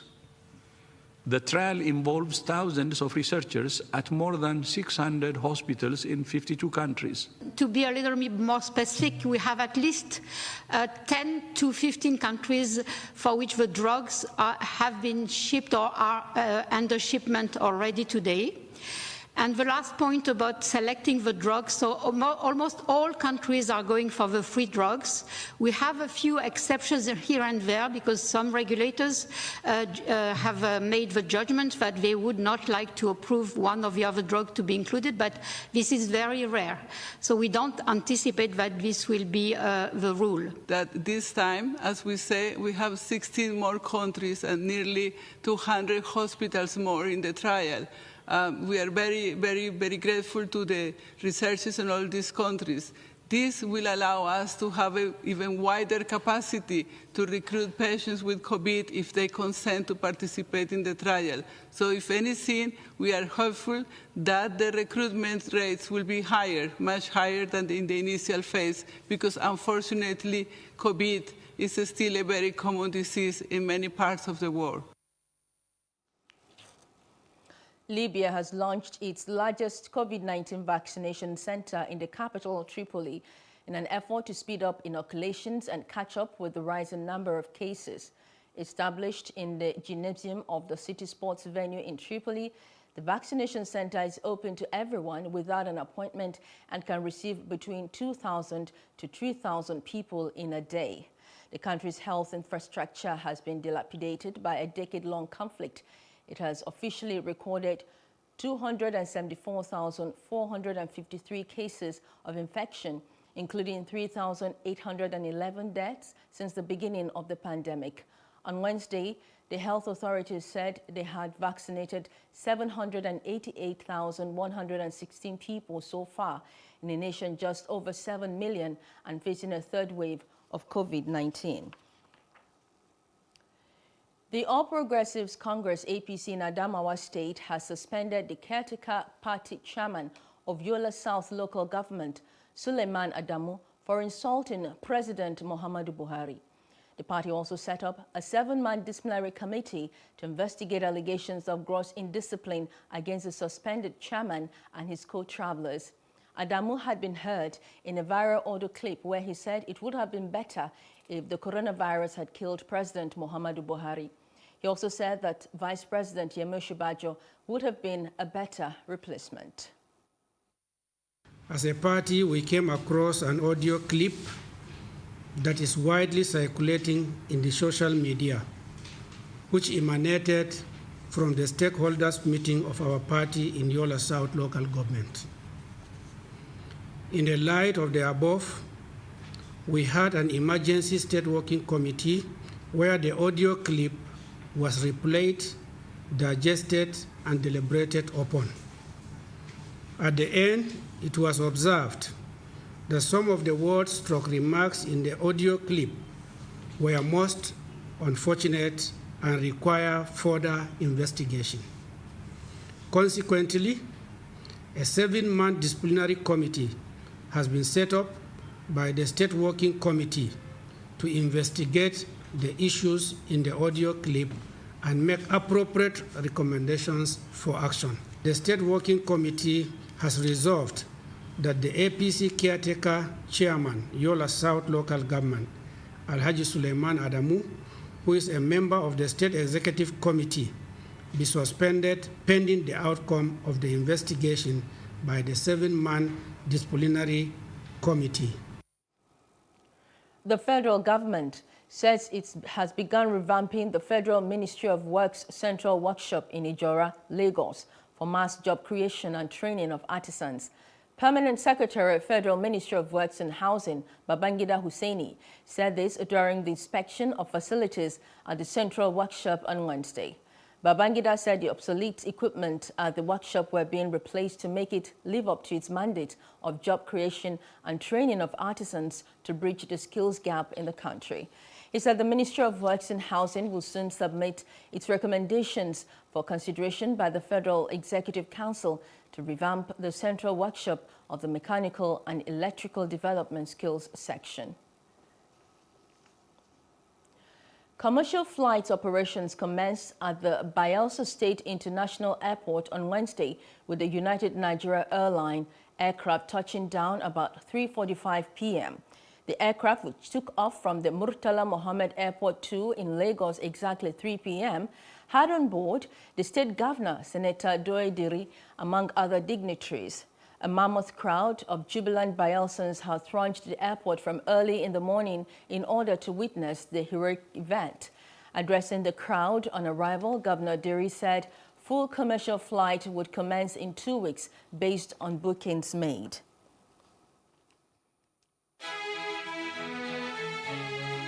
Still ahead on Plus News Now. President Cyril Ramaphosa defends serving as Zuma's deputy at state capture inquiry. Details when we return.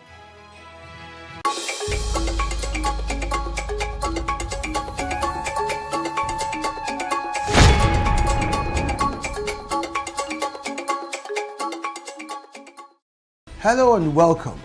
It's Nimasa This Week, the voice of maritime.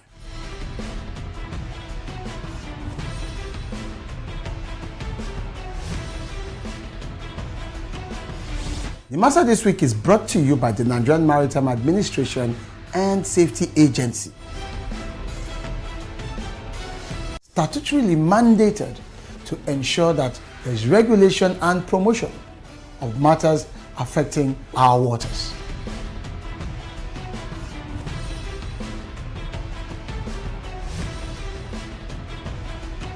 Nimasa bears responsibility for search and rescue, shipping development, and ship registration.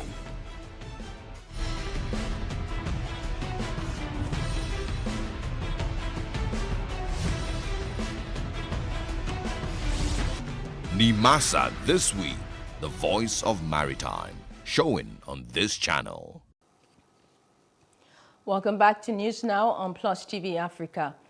Algerian state television has reported wildfires tearing through forested areas of the northern region, killing at least 65 people. The government has deployed the army to help fight the fires, which have burnt most fiercely in the mountainous Kabylie region. 28 of the dead are soldiers, with another 12 critically injured with burns. President Abdelmajid Tebboune declared 3 days of national mourning for the dead and for state activities not related to the fires.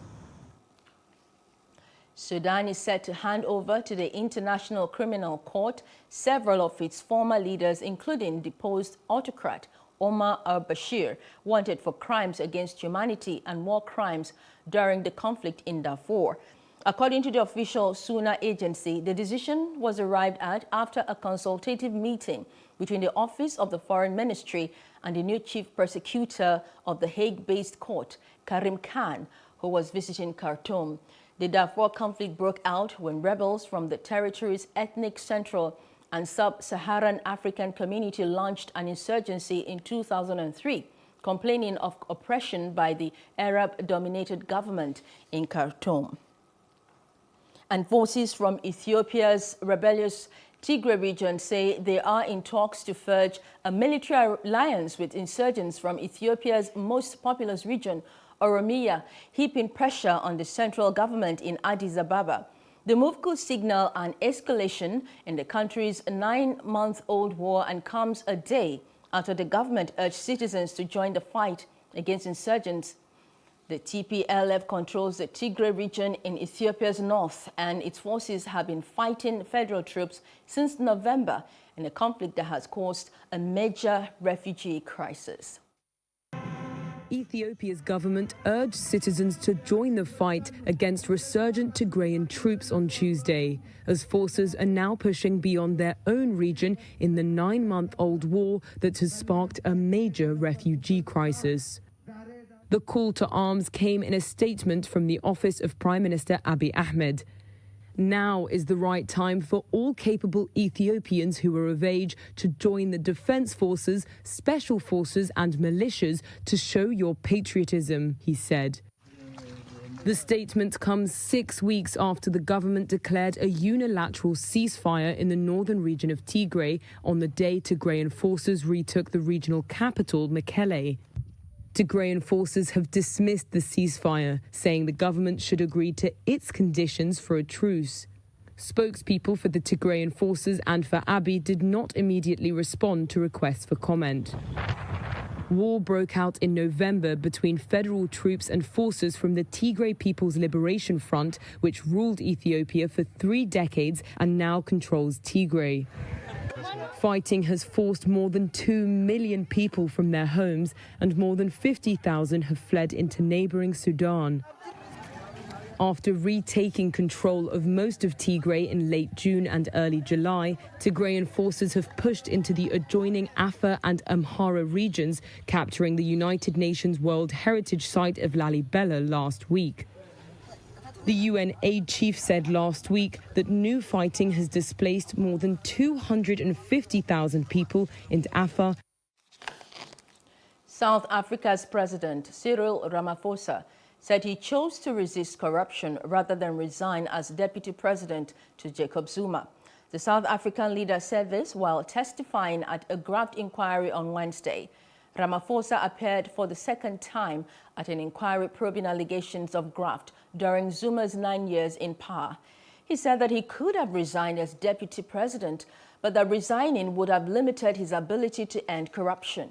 The inquiry is looking into allegations including that Zuma allowed businessmen close to his brothers to influence policy and win lucrative government contracts.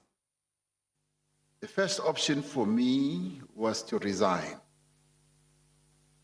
The second would have been to speak out.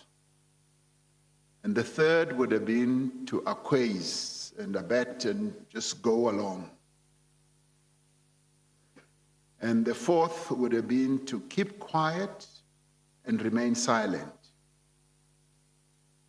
And the fifth option would have been to remain, but to resist, hoping that we can turn things around. Ordinary people abhor corruption, and they've not always seen the ANC as taking action against those in its own ranks who have been involved in corrupt acts.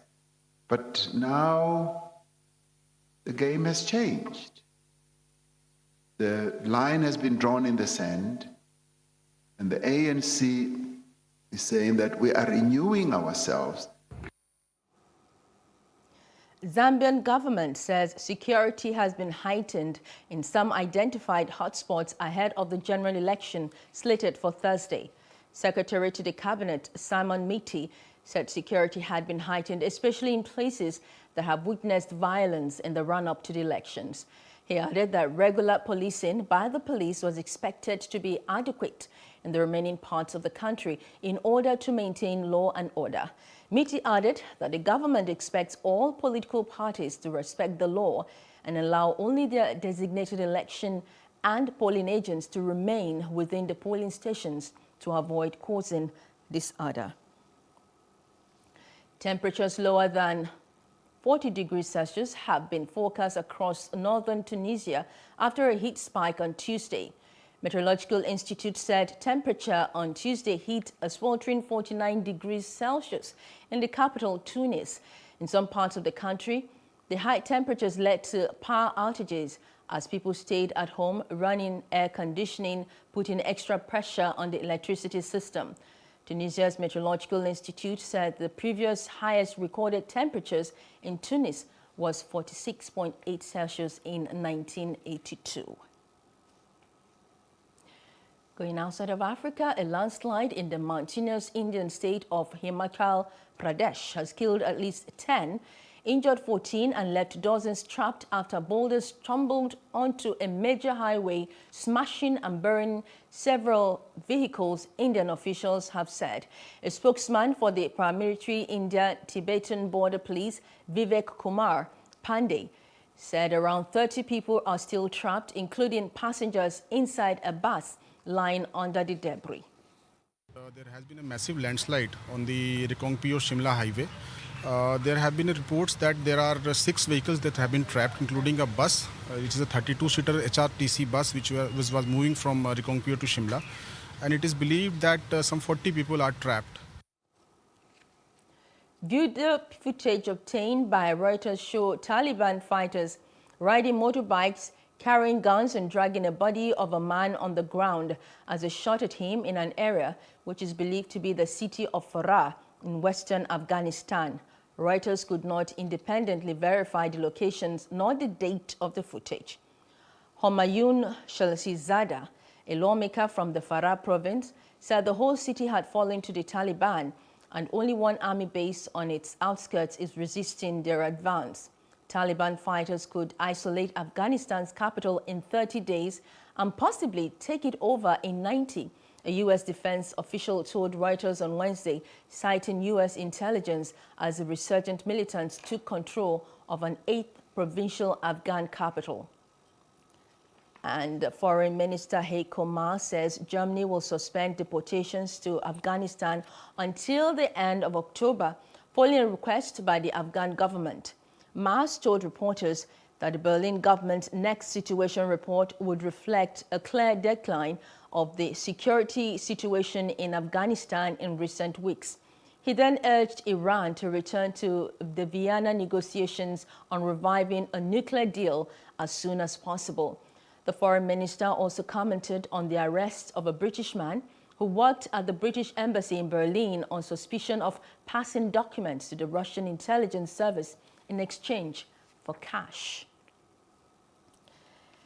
Greek Migration Minister Notis Mitarachi says the European Union is not in position to deal with a repeat of the migration crisis in 2015 and must try to keep people from fleeing the growing conflict in Afghanistan. Mitarachi, who co-signed a letter with ministers from 5 other EU countries, said ending such returns would send the wrong message. However, the unity of the 6 signatories had already crumbled by Wednesday, as both Germany and the Netherlands said they would not carry out deportations for the moment. Absolutely not. EU is not ready and does not have the capacity to handle another major migration crisis. And we see that in the reaction of most European Union governments. We understand the difficult situation faced in Afghanistan, and we need, as the European Union, to take a more active role in preventing a crisis in Afghanistan. However, stopping return of those not entitled to international protection would send the wrong message. At this time of difficulty for Afghanistan, it would lead more people trying to leave and come to the European Union. We are concerned about the implications of the deterioration in Afghanistan, and that's why it is very critical and very important for the European Union to be proactive in preventing such a crisis. Up next, federal government generates 472.7 billion naira as company income tax in second quarter of 2021. That's in business news after this short break.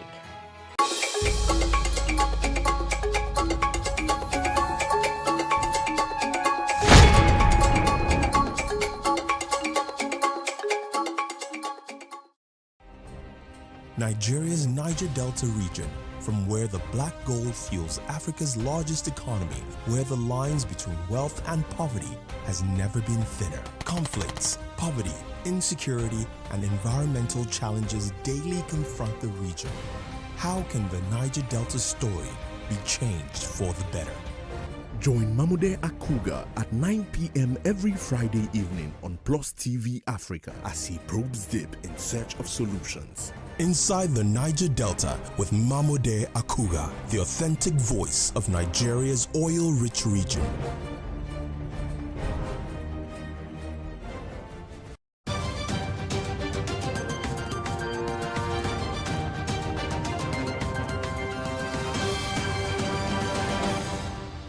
And in business, the National Bureau of Statistics says 472.07 billion naira was generated as company income tax in second quarter of 2021, as against 392.64 billion naira generated in the first quarter. The NBS said this on Wednesday in Abuja in its company income tax by sectors second quarter 2021 data published on its website. The sum, which reflected an increase of 79.43 billion naira over first quarter, also reflected an increase of 70.04 billion naira over 402.03 billion naira that was generated in the second quarter of 2020. The NBS said that the figure represents 20.23% increase quarter on quarter and 17.42% increase year on year. The Bureau said that out of the total amount generated in the period under review, 412.74 billion naira was generated as CIT locally, while 51.61 billion naira was generated as foreign CIT payment.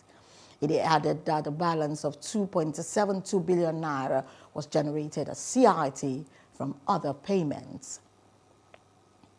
And the Nigerian American Chamber of Commerce, NACC, is seeking stronger relations and empowerment from the commercial section of the United States Embassy through its consulate in Lagos, Nigeria.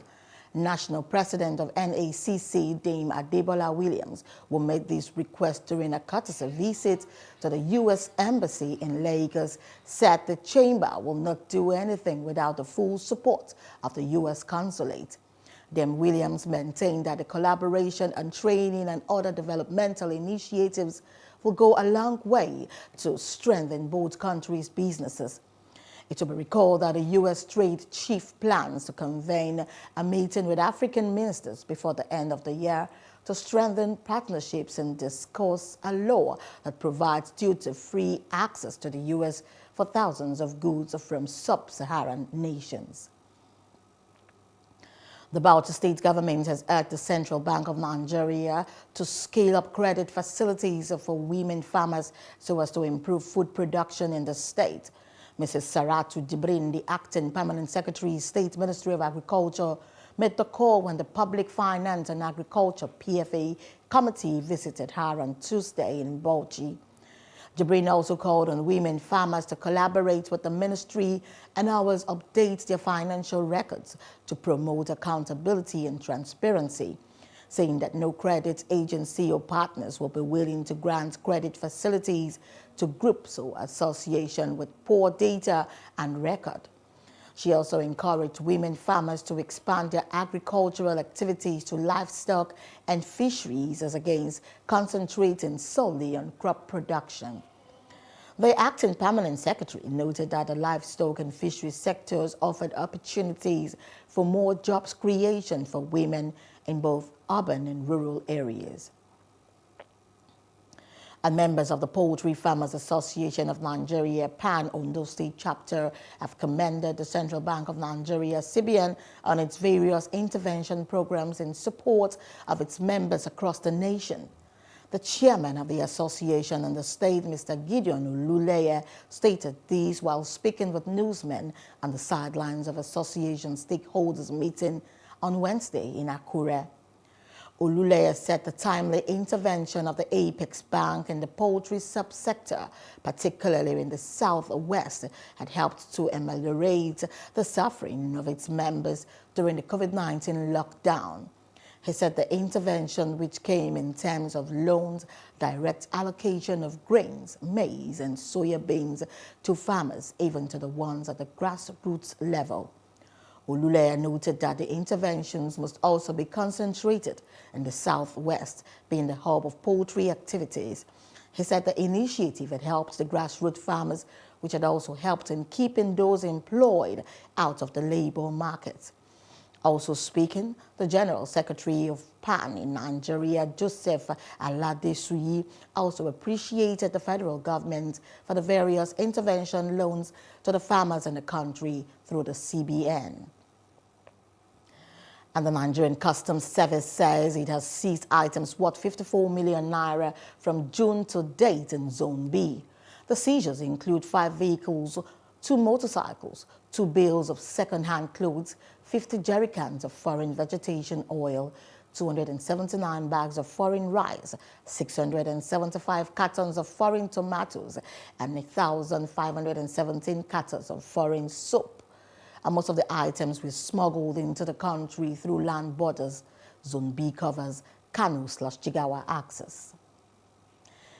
And the South Korea is implementing for the first time an electronic travel authorization system for overseas visitors from September as the COVID-19 pandemic forces opened the way for a policy previously opposed by the country's tourism industry.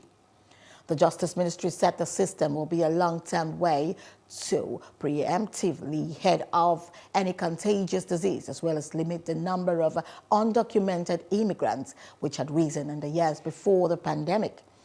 And most visa waivers were suspended as the pandemic worsened in April 2020, when border controls eased. The ETA system will be in place to help prevent the entry of infectious disease to the country by requiring travelers to share their previous 2 weeks of travel history. Justice Minister Park Byung-kai told newsmen in an interview on Wednesday.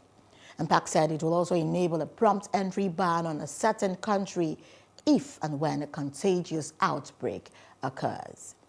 And that's business news. I am Destiny Mama. Thanks for watching. Popular reality TV star Erica has been nominated in 2 categories: Next Rated Actress and Female Personality of the Year at the African Choice Awards. The nominations were announced on Instagram on Monday. Erica was nominated in the category of Next Rated Actress alongside Chinonso Arubai, who is also from Nigeria. And then all the way from South Africa, we have Mampo Brisia, Amanda DuPont, also from South Africa, Jessica Williams from Ghana, and Efia Odo from Ghana as well.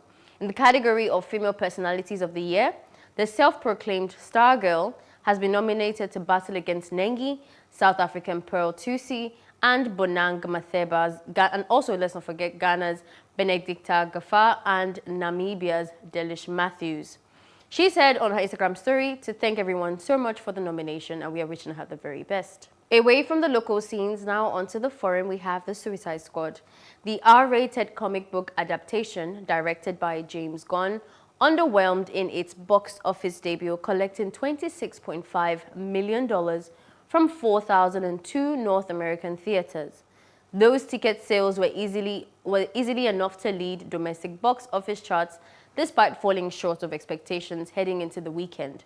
There were several factors contributing to its less than stellar start, including but not limited to growing concerns over the Delta variant of COVID-19, the Warner Brothers film hybrid's release on HBO Max at no extra charge to subscribers, and its R rating as well. An opening weekend below $30 million isn't surprising given the ongoing pandemic, but it's disappointing because The Suicide Squad cost $185 million to produce and many million more to promote globally. At the international box office, The Suicide Squad added another $35 million from 70 overseas territories, bringing its global tally to $72.2 million. Moving on, the U.S. actress Christina Applegate has revealed that she's been diagnosed with multiple sclerosis. Applegate first found fame as a child actress on U.S. sitcom Married with Children and won an Emmy for playing Rachel's sister Amy in Friends. Applegate won a Primetime Emmy for Outstanding Guest Actress in a comedy series for Friends in 2003. She was also nominated in the same category for the same show in 2004. She was then nominated for Outstanding Lead Actress in a comedy series for Samantha Who in 2008 and 2009. In 2019 and 2020, Applegate was nominated in the Lead Actress category again for Dead to Me, which was also nominated for Outstanding Comedy Series. Applegate, who first gained fame as a child actress in the hit sitcom Married with Children, was diagnosed with breast cancer in 2008 and has had a double mastectomy. Now, finally, in entertainment news, Lady Gaga is unquestionably one of the music's most versatile talents. She's set to remind why in the coming months, for as well as teaming with Tony Bennett for the collaborative album Love for Sale, Mother Monster is also prepping a remixed incarnation of her chart-topping Chromatica album. As reported, the set is being spearheaded by Gaga herself and Blood Pop and will feature on electric fusions of names such as Brie Runway, Rina Sawayama, and Paulo Victor. Now the force at the center of the project has cranked up the buzz machine. The original journey to Chromatica was encompassing, so fans are hyped for this. With the rescheduled tour still to come, there are hopes for visuals and the likes planned for this very project. And that is how we wrap up entertainment news today. The best in sports is coming after this. My name remains Ifeomai.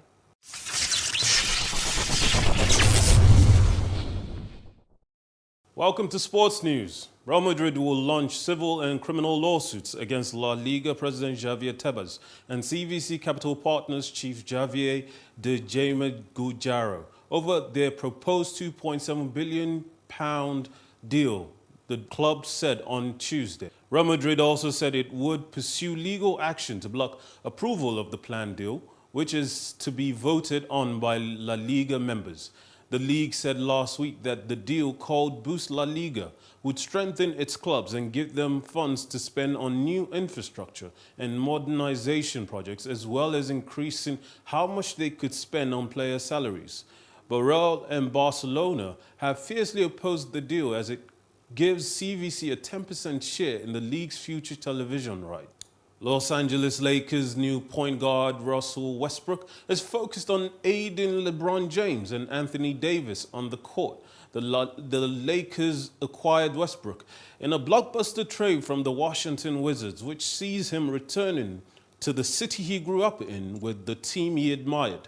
Team Vice President Rob Pelinka spoke highly of the 32-year-old, likening his mentality to Lakers legend Kobe Bryant, and hopes the new addition can help bring in the 18th NBA title. As you know, Bron is one of the best players to play this game, and his ability to be able to kind of do everything on the floor allows me to be able to just figure it out. I'm coming to a championship caliber team, and my job is to make sure that I'm able to make his game easy for him. And I'll find ways to do that throughout the game. As it pertains to ball handling and all that, it really doesn't matter. There's many different ways you can impact the game without having the ball in your hands. And I've been able to do that for many years. And Daniil Medvedev fought from a set down to beat Kazakhstan's Alexander Bublik at the Toronto Masters on Tuesday, August 10th. The top-seeded Russian booked his spot in the last 16 with a 4-6, 6-3, 6-4 victory in a match that saw the rare hindrance rule applied in the third set. Big serving American John Isner, Japan's former world number 4 Kei Nishikori, and recent Olympic silver medalist Karen Klashkanov of Russia, meanwhile, all progressed past their opening round encounters.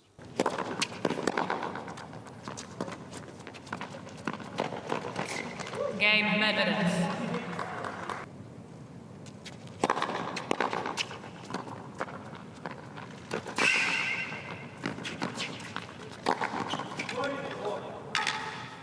Hindrance.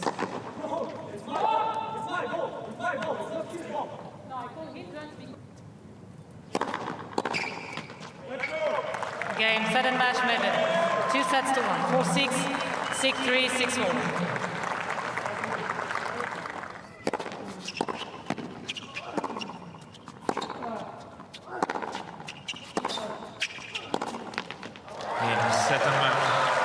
Nishikori, 2 sets to 1, 6-4, 6-7, 6-2.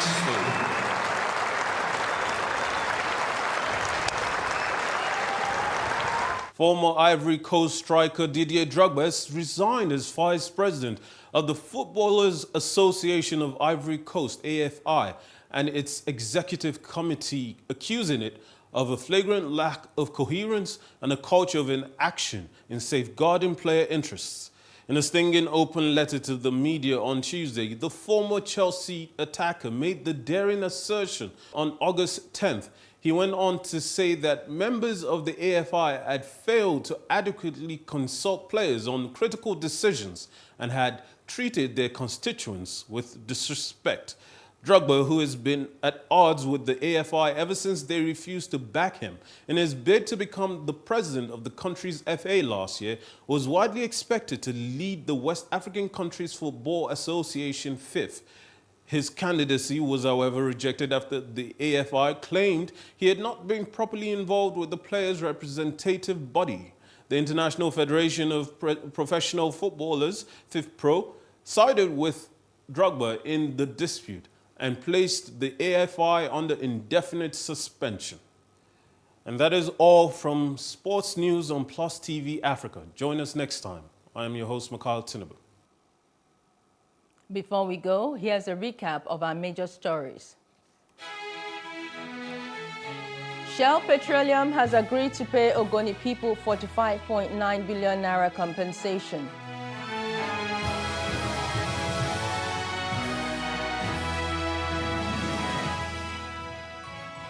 Federal government has released new tolling policy and regulations for federal roads and bridges.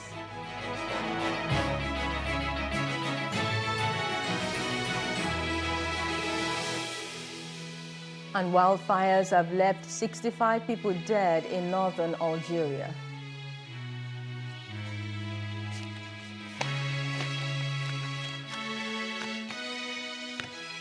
That's the news now. For more, please follow us at Plus TV Africa on Facebook and Instagram. And do subscribe to our YouTube channel at Plus TV Africa and Plus TV Africa Lifestyle. I am Maureen Menno-Mwezigwe. Thanks for watching.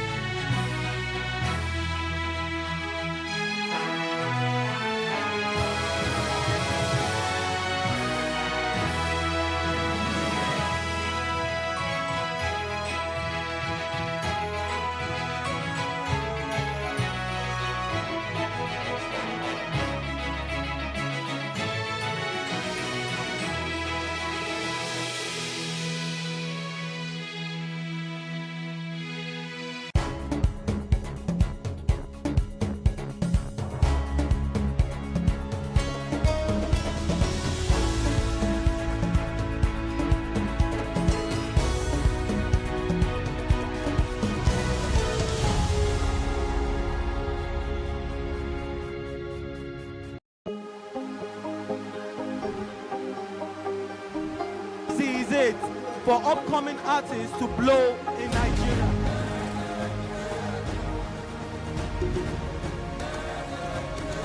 Welcome to Plus Trending. I am Bookie November, your host, saying thank you for joining us on today's episode. Welcome back. It's tea time on Plus TV Africa. Practice makes perfect. I'm not perfect yet, but I'm a lot better than I used to be. He's a king. He's entitled to marry 100 if he wants to.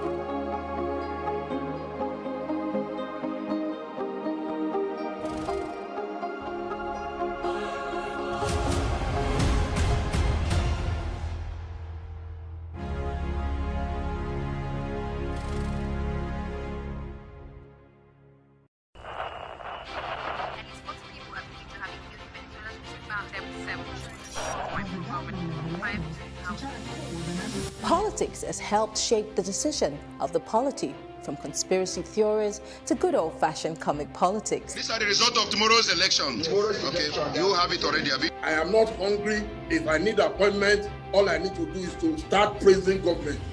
Plus, politics will fill the polls of the country, from friends to frenemies, even strange bedfellows, to clones and stooges.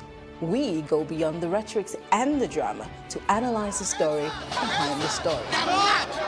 Let everybody come and say. The moment we stop having charlatans occupy political offices, we will curtail hate speech. Plus Politics, not just another political show. It's about putting you, the citizens, in the know.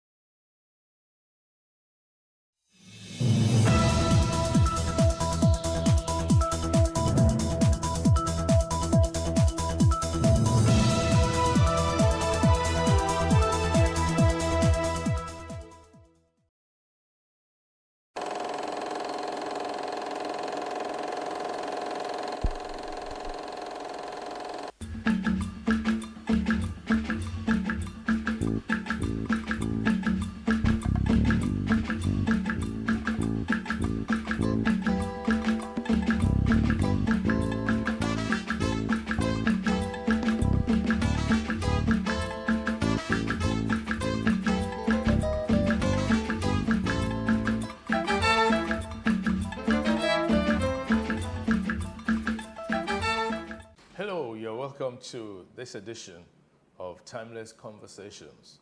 My guest today is a person, I don't want to say a young man. I believe when you say a young man, you are just saying know your space. So, but is a man I met about 15 years ago. It was a chance encounter. He's a very serious entrepreneur. He has a lot of energy, and if he loves anywhere, he loves the country, Nigeria. Alfred Okoro, you're welcome. Thank you, sir. Nice to see you. Yes, sir. You're looking all sharp, sharp, sharp. Well, welcome. I asked you to come on this conversation set because whenever we sit down to talk, the passion I see in you about development, about Nigeria, about getting things right, I feel should be shared with more people than just in our small talk session. So let's meet who Alfred Okoro is. Wow, okay. That's a summary, right? Yeah. My name is Alfred Okoro, and was born and raised here, and luckily migrated to the States at 18, did my college, and came back in 2005 to start a business going into the broadcast media. Fast forward to that, which is when we met, and moved back in 2016 when I got married. And since then, still have this itch that I can't scratch that is bringing me back. There's still that itch. The Yes. itch is called Nigeria. Yes. Why Nigeria? It's home. I don't know how else to explain it. To me, Nigeria is home, regardless of where you go. And I feel that when you consider a place home, everything else is temporary. So, being in diaspora is temporary. Your home is Nigeria, wherever you go. Okay, but as someone who has tasted both sides now and you're back in the States, yet you still want to come to Nigeria, don't people ask you, what do they do you? Every day, my mom does, my wife does, and my kids are not grown up enough to ask me, but I'm sure they will someday. But the fact remains that this country is filled with possibilities. It's just mismanaged. Mismanaged in what sense? No direction. And by no direction, I simply mean that the whole entity, I'm not sure we know what Nigeria is. I think it's just being called a name, Nigeria. We're divided, a nation divided. That's my perspective of it. And from that angle, I look at possibilities. There is nothing that is not here. Absolutely not. The Nigerians here seem frustrated. Everybody wants to leave. And the moment they cross these waters, they excel. Both Yoruba, Igbo, Hausa, South, everybody in Nigeria. We've been ranked the most successful ethnic group in the United States. Why is it that we excel there, but not at home? It can only lead to the direction. But what do you think can be done to fix that misdirection or lack of direction? What? Well, for me, just like when you speak with everybody identifies problem. It's easy to identify a problem. A little kid today can identify the problem with Nigeria. I just don't think we have gotten to the point where we're fed up to say, you know what, let us make this place a home. Let us call it a home, not just a place that we find ourselves in. You know, something that has been curious about you is that all the while that I've known you, I've never heard you say something like, let's go our separate ways. No, I do not believe that. I completely believe we are better together. The beauty of this country is the diversity. Can you throw more light on that? Absolutely. If you ask the normal person, the greatest country in the world, it's called the United States. Who's an American? There's the Indian, there's the Chinese, there's the Asian, there's the African, there's everybody. Our diversity makes us the better. I believe so. I will be one of those to tell you I do not believe this country was designed to succeed. But so what? This is the card we're dealt, and we have to play that card. But then, even if it was not designed to succeed, can't those who found themselves in there with the benefit of education and vision make it succeed? Well, education is not knowledge. I feel that we so far are individualistic, and that still comes to nobody has defined this entity called home. By we, do you mean all of us as Nigerians or particular ethnic groupings? Every single one of us. I do not believe we call this place home.